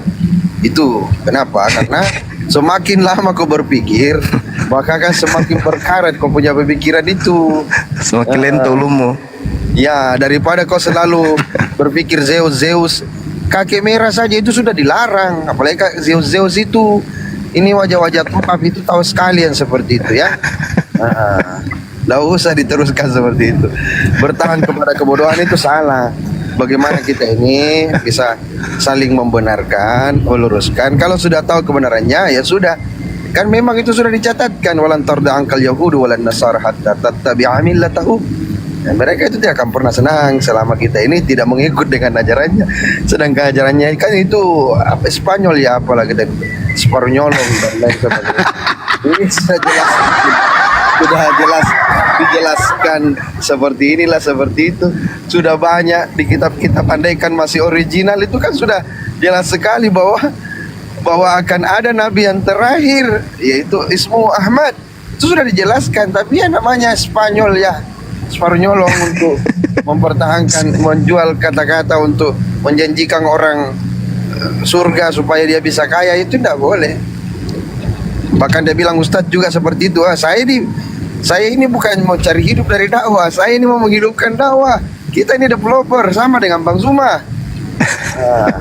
Nah, boleh begitu. Jadi coba kita ini bagaimana orang menghargai para ustadznya ya ditolak, tidak enak. No baik itulah dipakai untuk bersedekah, untuk buat pondok tahfiz, buat pesantren dan lain sebagainya itu. Singkam itu pak yang developer. Iya, makanya kita ini kita dakwanya kita ini memang perintah, bukan pekerjaan, bukan sebagai profesi. Profesi kita ini beda. Profesi kita ini bukan cuma sebagai pendakwah saja keliling, tidak, tapi kita ini memang bagaimana supaya dakwah ini hidup. Dengan cara seperti itu kita punya usaha lain lah. Kalau Bang suruh saya, ya mungkin itu masukan saya, mudah-mudahan segera akan mengucapkan 2 kalimat syahadat, kita akan tuntut Allah. Masya Allah. Iya. Tapi ngomong-ngomong jengki lupa bantu Kak Dinda. Bantu aku dong, angkat tangan mas saya BPN Maros ko dong. 10 bulan miko dong Iya. Gambar dibantu saya. Jangan sampai saya turun tangan dari Jakarta baru beres. Jangan kita turun tangan, insyaallah. Selalu saya ingatkan saudaraku Bang Lukman supaya senantiasa mengingat bahwa ini dan nanti kita akan terus, kita berjuang terus ini dan semoga dilancarkan semua. Karena saya baru aktif ini sudah pendekatan juga, sudah PDKT dengan Boska yang ada di Maros dan sudah dapat jalur, sudah dapat sambung tangan, insyaallah kita dimudahkan. Amin. Semua. Amin. Lokasinya beliau Bang Handi dengan saya itu jaraknya berapa Dinda? Lokasi tan? Sudah sekali lempar batu itu sudah sampai itu. Ada saya berdekatan lokasi dengan beliau ini. Perumahannya dia dengan saya dekat. Kalau bagus panggil ke Tarsan bagus dengar Jack. Iya, enggak usah ini. Ya pertanyaannya siapa yang ikut-ikutan? Sama-sama jika apa. Beliau senior kayaknya. Oh iya tahu. Saya ini berguru sama beliau ini. Saya ini murid. Allahu Akbar, Masya Allah. Ya, lihat di TikToknya beliau Ustadz Gaul Makassar. Beliau terkenal di sini di Sulawesi Selatan. Anak dagai. Nanti Pak yang kalau saya pulang saya pertemukan dengan Dasar Latif supaya kita bisa. Beliau ini kalau nggak salah ketua dakwah. Ya, kalau Kak Dasar kemarin di masjidnya itu waktu Ramadan, dia memang minta sekali supaya saya mengisi sekali saja. Saya kan tidak punya kesempatan waktu Ramadan. Cuma karena dia minta sekali, jadi saya harus mengisi sekali sebelum berangkat ke Sorowako waktu malam Tarwih ke berapa itu ya, ke 21 kalau saya tidak salah. Memang tidak ada waktu kalau Ramadan. Karena memang beliau darah sibuk. Nah, Kak Dasat itu kalau waktu kemarin kan sakit, jadi hampir semua jadwalnya itu salah satu karakter ustadz yang bisa gantikan Dasat itu dari Makassar memang saya. Iya betul. Memang sama cara belak-belakan juga. Pokoknya asal Lucu tahu beliau. yang penting baracung lah. Kalau saya ku blokir ke nomornya Ustaz Dasat Latif. Sampaikan maafku ke beliau. Saya jasanya aku blokir, makanya dia lewat. Gara-gara nya itu dia WA Kak. Aduh. Acara kantor saya itu hari ku blokir mau kalau saya suruh ku cueki Kak. Itu ya. Itulah menjadi ujiannya para orang-orang yang sudah terkenal. Ujiannya apa? Terlalu banyak orang yang mau tersambung dengannya, sehingga dia tidak bisa memanage dirinya. Dan itulah yang saya jaga-jaga. Makanya nomor saya ini terkloning ke semua HP-nya anak buahku, supaya dia bisa balas, saya juga bisa balas, dan semuanya itu harus terakomodir semua. Gercep kita. Iya betul. Padahal berapa kali mi datang diundang di kantor, ku chat mi lagi, dan balas-balas ke chatku. Jengkel ku jah, padahal baku tetek jagi lagi. Pas ketemu, Dinda. Pas giliran lewat HP dicuekin, ku blokir ku. Begitulah kalau alumni pesantren. Aduh, maaf Ustaz. Iya. Maaf Ustaz Dasar Latif. Maaf. Ini curhat-curhat biasa. Kan dia pegang akunya itu kan dah. Pentasan kalau saya ketemu akrabnya minta ampun, giliran di HP kok kayak mana ini? Sip Bukan dia kali. pegang. Oh, Tidak tahu main TikTok, enggak tahu main IG enggak. Karena ada adminnya itu. oh, ketemu Pak Pai nanti. Kusuri minta maaf. Oke, Pak Le, kita kembali ke Tank Talk. Iya, Dinda, makasih ya. Iya. Hati-hati di jalan. Hati-hati di jalan. Kembali kita cek akalnya Niko ya. Iya. Apakah tadi kan saya bilang dia cek akal ini masih kosong, apakah sekarang sudah berisi? Silakan Pak Niko. Ya Bang Suma, terima kasih atas penjelasan. Iya, sama-sama Ya, Pak. iya mengenai tadi yang sudah Bang Suma katakan tadi ya, memang di gereja itu ada itu tadi Manu ya. Iya. Ketawa-ketawa. Ya Manu itulah yang membuat Petrus itu bertobat ya, karena dia ditegur oleh ayam itu. Buset. Makanya mereka takut. Jadi Iya, enggak iya. apa Bang Suma. Siap. Mengenai sedikit tak usah dijelaskan sih ini Bang Suma, karena saya sempat ingin apa tadi katakan, karena itu kan seperti Pak Ustadz tadi katakan tidak usah dibahas lah itu simbol-simbol itu. Tapi menurut pemahaman saya, kalau itu dewa bulan dan bintang itu katanya itu dewa perang dan dewa seks katanya. Jadi Kata siapa itu dulu ya? Kata siapa? Biarin aja Bang Handit. Oh, dia nggak nyembah dewa apa yang bulan. saya baca sih. Ya, menyembahnya saja. Itu dewanya orang. Agak sedikit apa ya. Nah, ini pertanyaan selanjutnya. Iya. Ini terakhir lah. Ya, bagaimana dengan Nabi junjungan Muhammad mengatakan bahwa nafas hidupku itu, kalau tidak salah ini ya, ada di dalam tangan Isa Al-Masih putra Maryam. Wih, mati ya. Mana itu? Itu ada di Mutiara Hadis 152. Iya. Kemudian saya tanya dulu adik saya ini. Dinda, ada hadis mutiara hadis. Ya inilah kalau tidak tahu membedakan mana hadis sahih, mana hadis sahih. Jadi begini, dalam Islam itu sendiri banyak buku-buku yang diterbitkan oleh kalangan-kalangan Syiah yang memaksakan supaya Islam memahami, padahal itu adalah kalangan golongan Syiah. Jadi kalau masalah seperti itu dikatakan, jadi perlu dibedakan mana orang yang belajar tentang ilmu hikmah, banyak belajar tentang ilmu syariat. Dalam Islam ada juga memang golongan mereka itu bukan Islam, namanya Syiah, itu golongan yang menyimpang. Jadi itu yang perlu kita pahami dalam agama Islam itu sendiri. Ya, untuk lebih memahaminya, Pak Niko masuklah Islam, ucapkan 2 kalimat syahadat. Kalau Muslim sih saya suka Bang. Ntar dulu saya baca dulu beritanya itu ya. Ini sudah viral memang ya. Izin Pak Nyoba ya. Ini ya. Belakang ini di media sosial viral sebuah hadis yang dinilai kontradiksi dengan Al-Quran dan hadis lainnya. Secara terminologi hadis dimaknai sebagai ucapan dan segala perbuatan yang dilakukan Nabi Muhammad SAW. Hadisnya berbunyi begini. Muhammad, nafas hidupku ada di dalam Isa putra Maryam. Terus disimpulkan bahwa hadis itu maudhu, hadis itu palsu dan mengada-ngada dibuat oleh tangan-tangan orang yang tidak bertanggung jawab. Ini beritanya sudah ada di Tribun, udah banyak gitu. Anda boleh buka internet.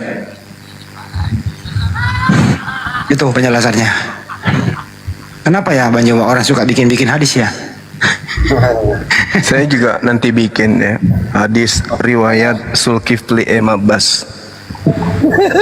Bang Zuma, pertanyaanku kenapa ya sudah 2 jam ini Bang Niko cek akal belum berisi-berisi nih. Udah mulai Masih ya saudara kosong. kita ini. Oh gitu ya Bang. Mungkin dia maksud mutiara itu air matanya Putri Duyung. Oke, lanjut Bang. Ada lagi yang hadis Maryam itu lucu juga itu hadis Maryam. Yang buat hadis itu udah memeluk Islam Banjo. Ya lawan saya debat juga sama Ahi Sugi. Iya. Adminnya ini Isa dan Islam, Alisina. Bukan Alisina. Bukan Alisina. Ini Isa dan Islam. Iya, akhi. Yang lawan kita kemarin di Facebook juga. Tidur mungkin beliau. Yang orang Kalimantan itu loh. Betul. Yang dia udah ditangkap di penjara 2 tahun. Ya, temannya Dula di Samarinda. terus perguruan semua itu. Kalau si bulu ketek ini memang nggak sempat di penjara sih, nggak tahu kenapa dia bertobat. Iya, bulu ketek nama akunnya itu. Jangan-jangan Bang Niko lagi nangis keluar mutiara. Putri Duyung kali ya. Ya, jangan begitu. Yang namanya hidayah itu tidak ada yang bisa tahu. Selama saudara-saudara kita Kristen ini tidak menghina, tidak menghujat, ya kita, kewajiban kita itu adalah menyeru, menyampaikan. Setuju. Iya. Mau urusan hidayah itu kita kembalikan kepada Allah. Lain cerita kalau mereka naik ke sini menghujat, menista, merendahkan, ya baru kita kasih sliding gunting. Ya, tapi kalau mereka bertanya Islam dengan baik, nggak apa-apa, kita bimbing mereka. Ya itu intinya adalah bahwa Niko ini kita apresiasi. Kalaupun statementnya ada yang agak nyeleneh-nyeleneh, ya oke lah, kita bisa luruskan kok. Sepanjang kondusif, saling menghormati satu sama lain. Ya kita apresiasi lah Bang Niko. Karena kita butuh orang seperti ini untuk diskusi, untuk menghindari monolog. Betul ya Bang Nyoma ya? Benar. Gitu. Bang Niko ada lagi yang mau ditanyain? Iya, dua terakhir ya. Ini saya tidak mengerti ini di dalam surat itu mengatakan bahwa Allah itu telah perintahkan kepada Bani Israel untuk menduduki tanah Palestina, Bang, untuk melawan orang-orang yang ada di dalam. Ini apakah benar Allah yang kasih itu daerah itu ke Israel, ke Palestina, ke Bani Israel?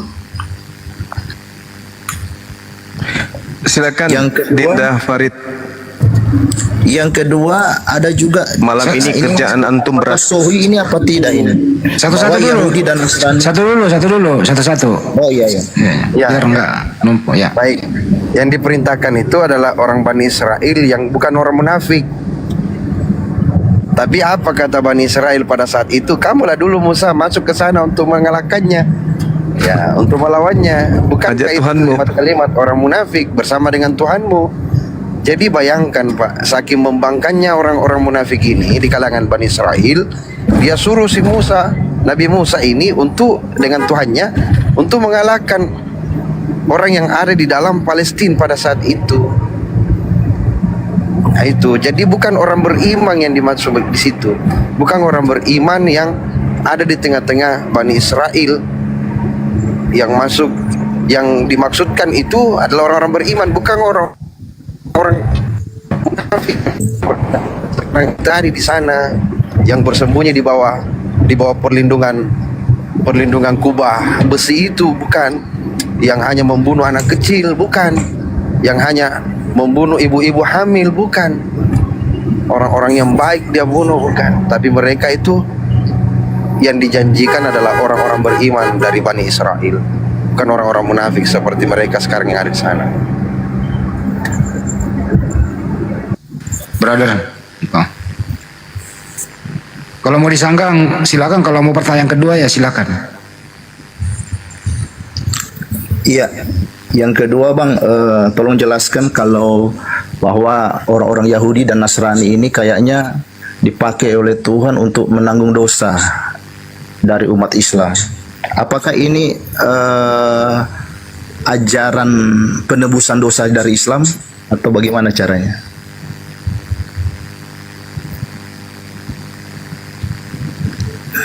Iya, jadi Dinda Farid bisa? Masih ada waktu? Sudah lintas agama kayaknya ini.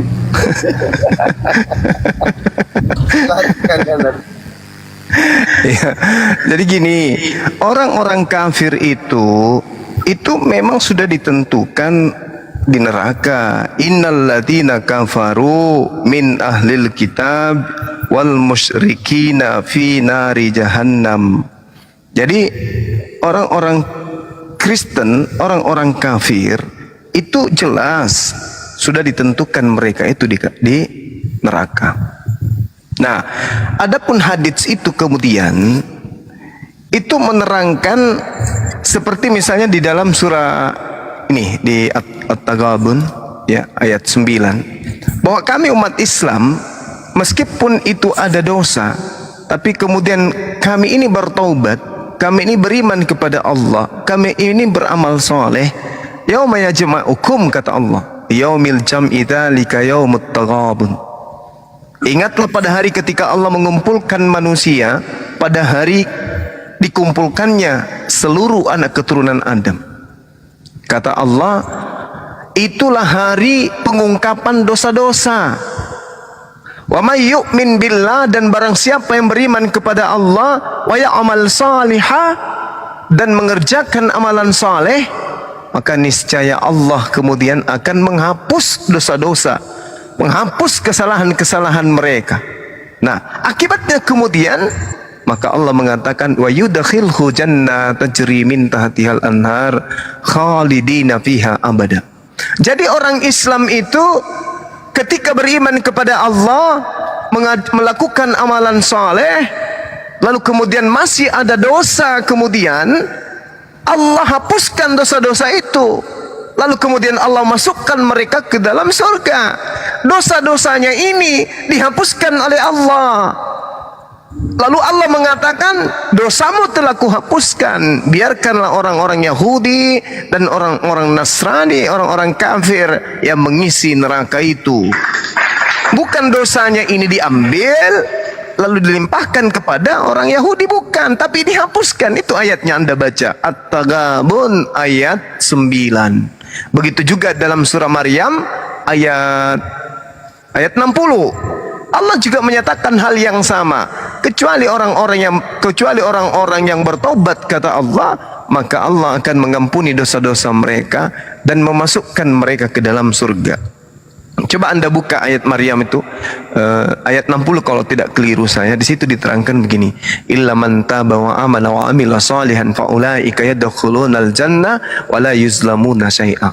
Kecuali orang yang bertaubat, beriman dan mengerjakan kebajikan, maka mereka itu akan masuk surga. Mereka tidak dirugikan sedikit pun.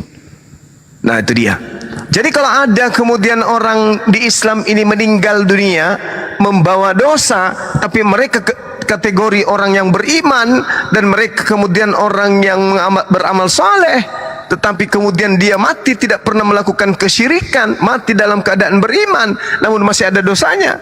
Kata Allah, di hari penghimpunan kelak, orang-orang ini dikumpulkan. Mereka yang beriman kepada Allah dan beramal soleh, dosa-dosanya akan kuhapuskan dan akan aku masukkan ke dalam surga.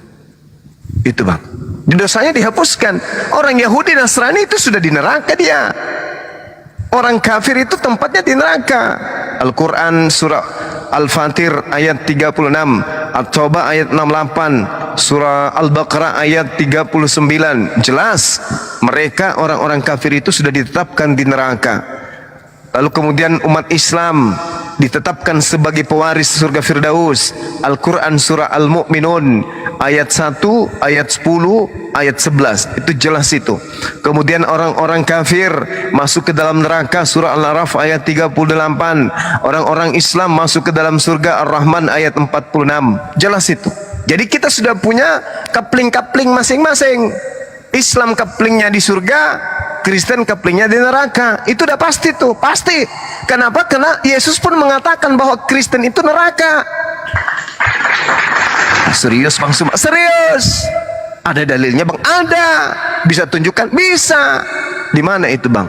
Matius 7 nomor 22 sampai nomor 23. Pada hari terakhir banyak orang akan berseru kepadaku, Tuhan, Tuhan, bukankah kami bernubuat pakai namamu, mengusir setan pakai namamu, bermujizat pakai namamu juga?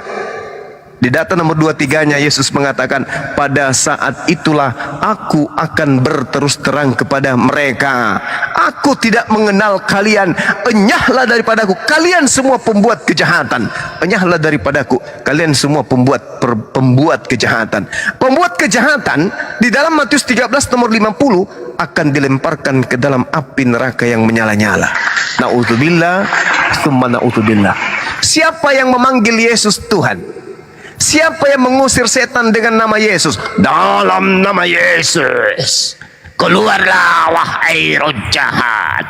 Dalam nama Yesus. Itu hanya dilakukan oleh orang Kristen.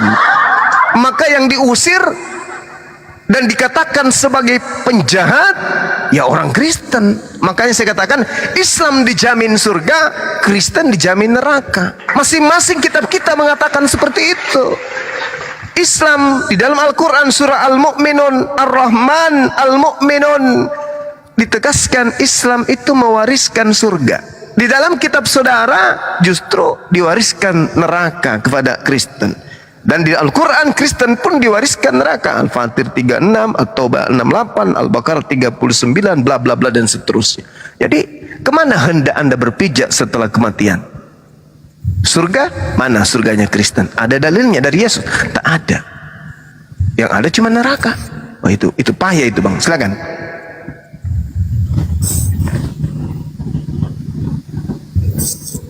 Masih ada Bang Niko? Ya, makasih ya untuk pemahamannya Bang Suma.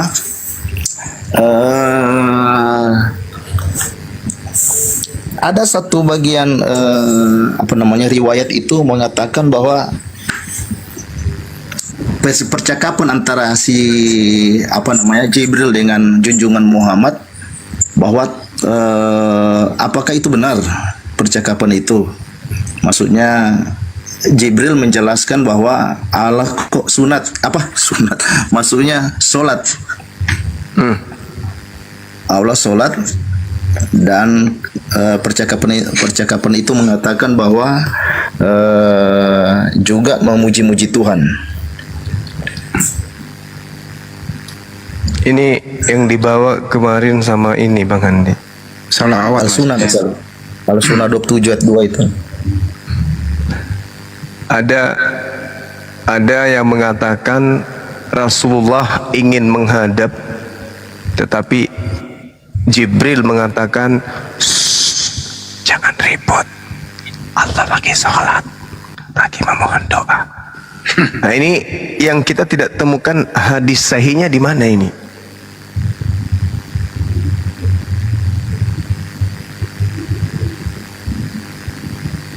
Ada ndak yang bisa menunjukkan saya hadis sahih terkait dengan ini? Belum pernah nemu saya itu. Kalau saya sempat baca itu di Al-Sunnah 27 itu ayat 2 atau di Al-Karim. Mati ya. Gimana ini? Laisa kamitslihi syai'un. Allah itu tidak bisa disamakan dengan makhluknya.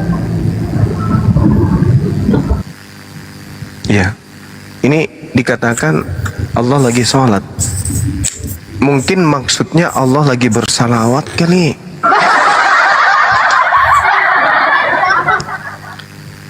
Kalau Allah itu lagi bersalawat, itu wajar. Allah bersalawat kepada baginda Rasulullah Muhammad sallallahu alaihi wasallam.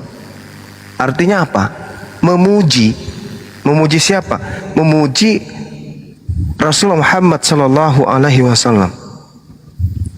Itu tak masalah. Karena salawat bagi Allah untuk Rasulullah itu adalah pujian. Mana salawatnya Allah salah satunya kepada baginda Rasulullah Muhammad sallallahu alaihi wasallam? Di dalam Al-Qur'an surah Al-Qalam ya, kalau nggak salah ya. Di Al-Qalam ayat 4. Coba Bang Handi monitor. Di situ diterangkan wa innaka la ala khuluqin azim. Allah Subhanahu wa taala kemudian memuji baginda Rasulullah Muhammad sallallahu alaihi wasallam dengan mengatakan sesungguhnya engkau benar-benar berbudi pekerti luhur. Itu. Allah kemudian memuji beliau. Begitu juga di dalam surah Ibrahim. Ya, surah Ibrahim kalau nggak salah di ayat 40, tolong saya ditegur. Ketika kemudian Nabi Ibrahim ini lebih dulu memperkenankan doa untuk keturunannya. Rabbi ja'alni muqimas shalah wa min zurriyyati rabbana wa taqabbal du'a. Ya Tuhanku, jadikanlah aku dan anak cucuku yang tetap melaksanakan sholat ya Tuhan kami perkenankanlah doaku. Nabi Ibrahim meminta doa untuk kemudian keturunannya. Dan di sini harus dipelajari dengan baik bahwa ternyata salat dengan doa itu berbeda. Di situ satu ayat tapi merangkai dua kata, yaitu tentang kata solawat dan juga kata doa. Jadi Allah tidak berdoa. Kalau doa ya doa. Tapi kalau dikatakan solawat, bersolawat itu kalau pada diri manusia kepada Allah berarti beribadah. Kalau solawat kepada baginda Rasulullah berarti pujian umatnya kepada beliau. Apa tujuannya? Bukan untuk Rasulullah, tapi tujuannya untuk kembali kepada kita yang bersalawat ini. Karena kalau kita bersalawat kepada Rasulullah, maka kita akan mendapatkan syafaat. Itu pujian. Sama seperti Yesus juga disalawatkan. Hosana, hosana, hosana. Itu bahasa Ibrani itu selamatkanlah. Hosana itu artinya terpujilah atau selamatkanlah. Hosana anak Daud, selamatkanlah anak Daud. Hosana Siapa bin yang David. dimaksud? Hosana bin David. Itu adalah Yesus. Jadi Allah kemudian memuji kepada baginda Rasulullah Muhammad SAW. Itu saking hebatnya Rasulullah itu dipuji oleh penciptanya sendiri karena kemuliaan beliau, karena kejujuran beliau itu. Jadi tak ada masalah di situ, Bung. Kalau yang Anda maksud itu hadis yang berkaitan dengan salawat. Salawat itu artinya pujian. Allah memuji hambanya. Sama seperti seorang direktur utama memuji stafnya karena prestasi. Apakah kemudian yang dipuji ini lebih tinggi daripada direkturnya? Tidak. Misalnya saya mengutus staf saya untuk ikut pertandingan makan bola kasti. Staf saya ini kemudian menjuarai. Beliau bisa makan bola kasti 1 karung goni. Menang dia. Pantas saya memuji beliau? Iya, saya kasih hadiah pun boleh. Tetapi bukan berarti dia lebih tinggi, lebih hebat daripada saya. Tetap aja itu hanya pujian sebagai staf. Bukan berarti dia lebih tinggi dari saya derajatnya di kantor. Begitulah Allah memuji baginda Rasulullah Muhammad sallallahu alaihi wasallam. Nah, sama di dalam kitab saudara di Wahyu 7 nomor 10 dan juga Ayub 10 nomor 14. Di situ juga dikatakan bagaimana kemudian Tuhan itu didoakan. Semoga keselamatan. Kan ada tuh, ya, kemuliaan kepada Allah Bapa. Kan ada kan? Banyak yang data-data kayak begitu kan di kitab saudara. Kalau itu dikatakan sebagai doa, berarti ya tidak ada keselamatan, berarti baru didoakan. Mereka berseru-seru dengan sangat nyaring di dalam Wahyu 7 nomor 10, keselamatan bagi Theos, keselamatan bagi Tuhan kami yang duduk di atas tahta, dan keselamatan bagi anak domba. Ini apa maksudnya? Keselamatan bagi Bapa yang ada di atas tahta dan keselamatan bagi Yesus. Baca Wahyu 7 nomor 10. Apakah berarti mereka ini belum selamat? Kalau dipuji berarti belum selamat gitu. Nah, ini ucapan doa ini. Dengan suara nyaring mereka berseru-seru, keselamatan bagi Bapa kami yang duduk di atas tahta dan keselamatan bagi anak Daud atau anak domba atau Yesus. Bahaya ini kalau Bapa dan Yesus belum selamat, makanya dia perlu didoakan. Saya kira begitu dulu. Oke, Bang Niko. Karena mau kamu bikin Bang, kopi. paling terakhir ini Bang, ini paling terakhir Kasih DM-mu perangkat kuat. Udah dulu Bang Niko, Iya, dulu Bang Niko. Bang Suma, paling terakhir Bang Suma. Iya, tadi kan Bang Suma sudah sempat sampaikan bahwa Islam itu sebagai shalom, ya, artinya rahmatan lil alamin. Dan itu yang dirindukan, yang terjadi umumnya banyak di Indonesia adalah Islam yang rahmatan lil alamin. Artinya semua disatukan dalam damai sejahtera. Apakah hal itu bisa berubah, Bang? Kalau dalam surat 8 ayat 12 itu di sana dikatakan, aku jatuhkan teror pada hati orang-orang kafir, maka penggalah kepala mereka dan pancunglah. Kemudian bunuhlah mereka di mana saja kamu temukan mereka. Bahaya sekali Itu kan perintah perang, aduh. Itu surat 2 ayat 19 juga disebut begitu. Iya, mati meja. Isuhi rabbuka. Apa yang diterangkan di sana kemudian, Bung? Ya, saya kan hanya mengutip di surat 2:19. Di situ dikatakan, bunuhlah kafir itu di mana saja kamu temukan mereka. Dede bahayanya. Kemudian surat 8 ayat 12, aku jatuhkan teror pada hati orang-orang kafir, maka penggalah kepala-kepala mereka dan pancunglah. Jadi di Islam itu sama seperti ajaran Nabi Musa alaihissalam. Pembedanya kemudian itu adalah Nabi Musa ketika diperintahkan membunuh, maka undang-undangnya kemudian adalah jangan kau biarkan apapun yang bernapas. Itu perintahnya di dalam perjanjian lama. Bergejibun ayat. Makanya kalau kita berbicara mengenai kasih, saya katakan kepada saudara, di Bible ajaran kasih itu cuma 2 dalil. Tapi kalau perintah membunuh, hampir semua lembaran-lembaran perjanjian lama itu perintah bunuhlah, bunuhlah, bunuhlah, bunuhlah, bunuhlah, bunuhlah, bunuhlah, bunuhlah, bunuhlah. Bahkan sekedar mengatakan kemudian botak, botak, botak, itu anak-anak bayi dibunuh. Hanya sekedar mengatakan botak aja. Coba Anda baca di kitab Raja-Raja tuh. Naiklah botak, naiklah botak. Mati kan? Ya, Ada 40-an anak-anak kecil dimakan oleh beruang hanya gara-gara berkata botak. Kemudian diperintahkan juga dibunuh waria. Ya.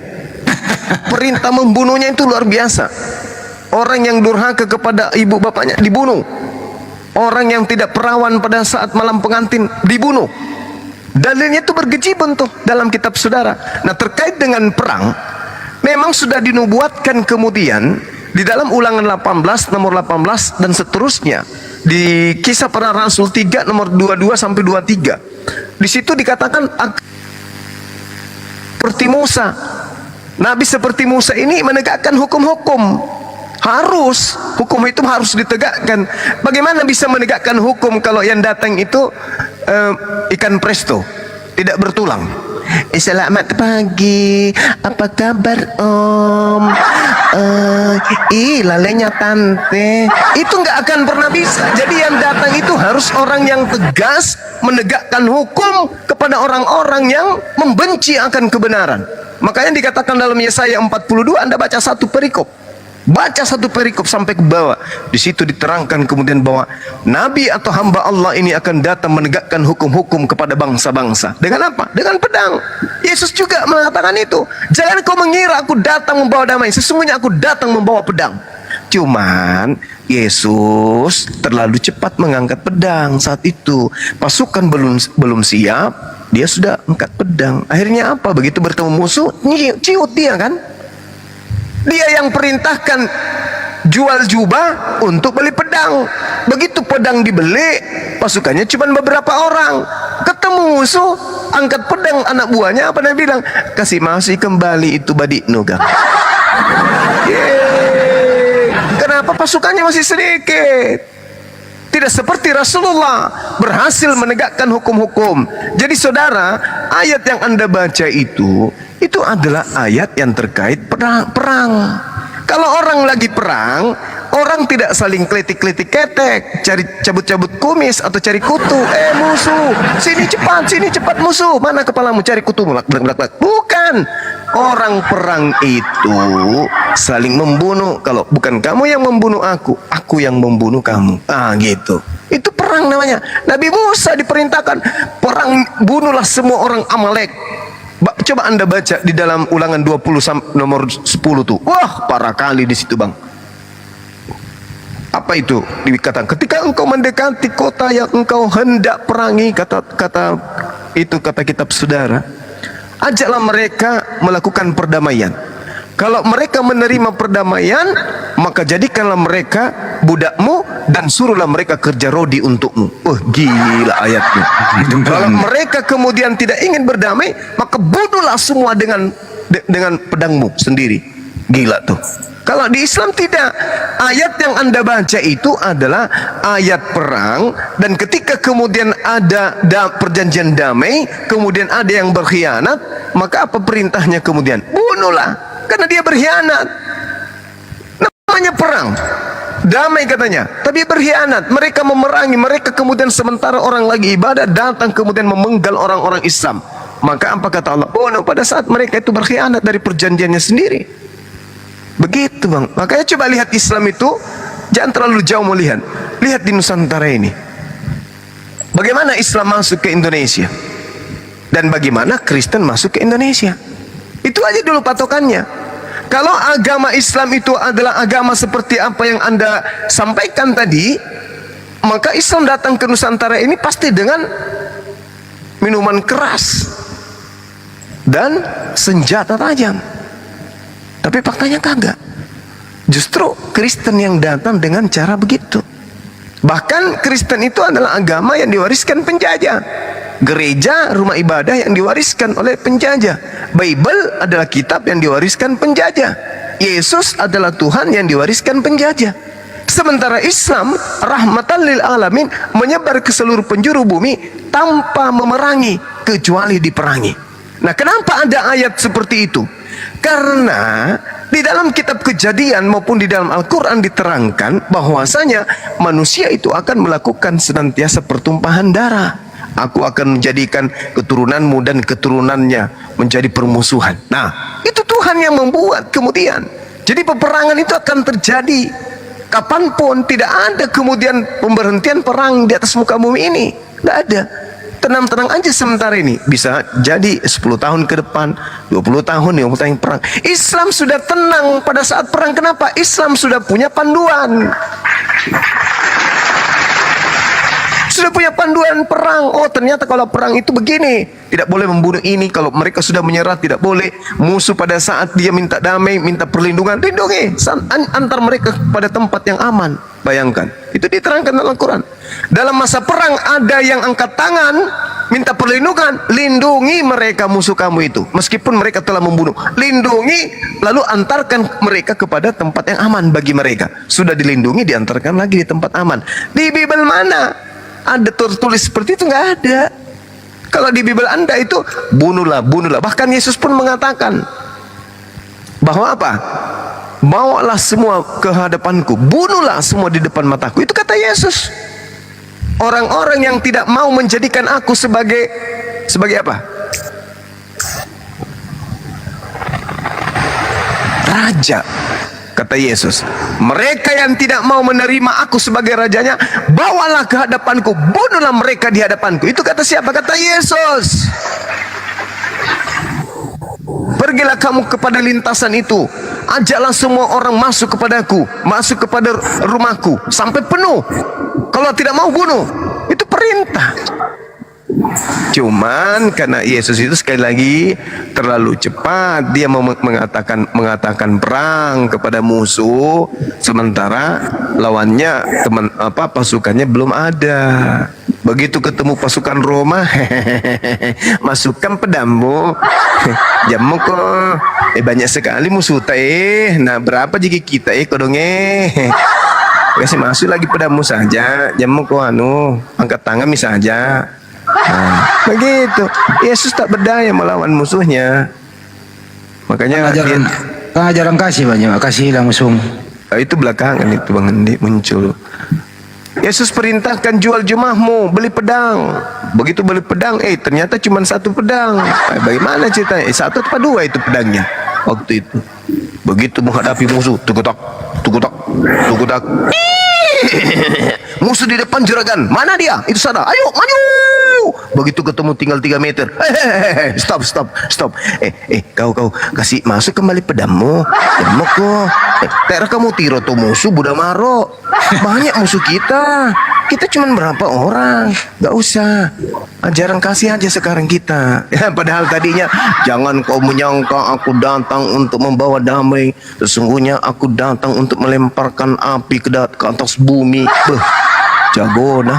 Begitu lihat tentara Romawi, ternyata kumisnya kayak tanduk kerbau, mundur. Namanya maju. Maju.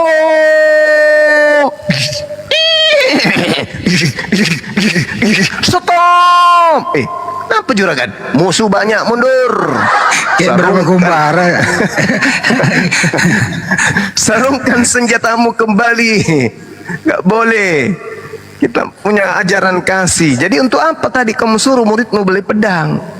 Apa untuk potong kumis? Tapi terakhirnya Banyuma, terakhirnya Tuhannya yang diserahkan, murid pada kabur. Nah itu dia. Markus 1:14. Begitu ketemu musuh, murid semuanya lari tunggang langgang. Maju. Maju, begitu lihat musuh, mundur. Bos, kenapa mundur? Tak ada kamu tiru tuh musuh. Deng asam atau senjata na bawa, dem paporo, dem pana, dem bingkung, dem cangkul, dem garpu, trisula, dah mudikan, ampun mo. Akhirnya apa? Banting setir, ajaran kasih. Begitu bos ceritanya. Susim kapan tolek? Ya, begitu Bang Riko, itu perang itu Bang. Jadi kalau perang itu nggak boleh kita pasrah, harus melawan, brother. Oke. Ya. Thank you Bang Suma atas Iya, sama-sama Bang. Nggak ada yang terakhir lagi bang. Besok lagi. Tapi aku mau tes Bang Niko satu statement terakhir buat Anda, coba ditanggapi nih. Kalau ada musuh, oke, anggaplah Belanda kembali ke Indonesia untuk memporak-poranda lagi ya, kembali ya. Ini beranalogi. Terus kemudian ini Kristen ngapain Bang? Melawan atau dikasih itu musuh? Gimana Bang?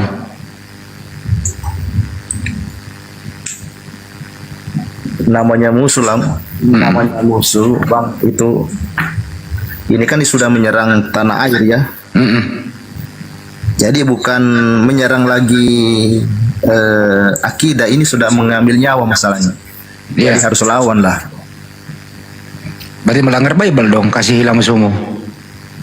Iya, kasihlah musuh itu kalau dalam konteks mereka artinya hanya teologi atau dia serang mematikan teologi ya jangan, kita harus berteologi juga. Ya kalau begitu kesampingkan Bible. Begini kalau gitu Bang, kesampingkan Bible, ikut Islam aja udah melawan.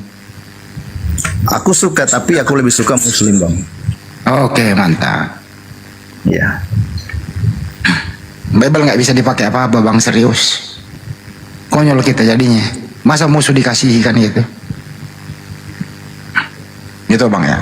Tapi berapa untuk Bang Niko malam ini? Anda top. Thank you brother. Ya, Bang Niko, terima kasih sudah cek akal. Iya, sama-sama. Ya sudah, satu pantun untuk Bang Niko. Bang Niko ke Bekasi, jatuh terprosok. Bang Niko, masih mau kau datang besok? Makasih Bang Niko. Iya, lewati. Oke Bang, ditunggu kedatangannya. Iya. Selamat malam Bang, semoga Bilang balas loh Pak Niko. Pak Didi Pak Didi tetap jadi. Apapun yang terjadi, saya pasti kembali jadi. Nggak nyambung ya? Oke Pak Niko, besok kita cek akal lagi. Next ada Bang Nando.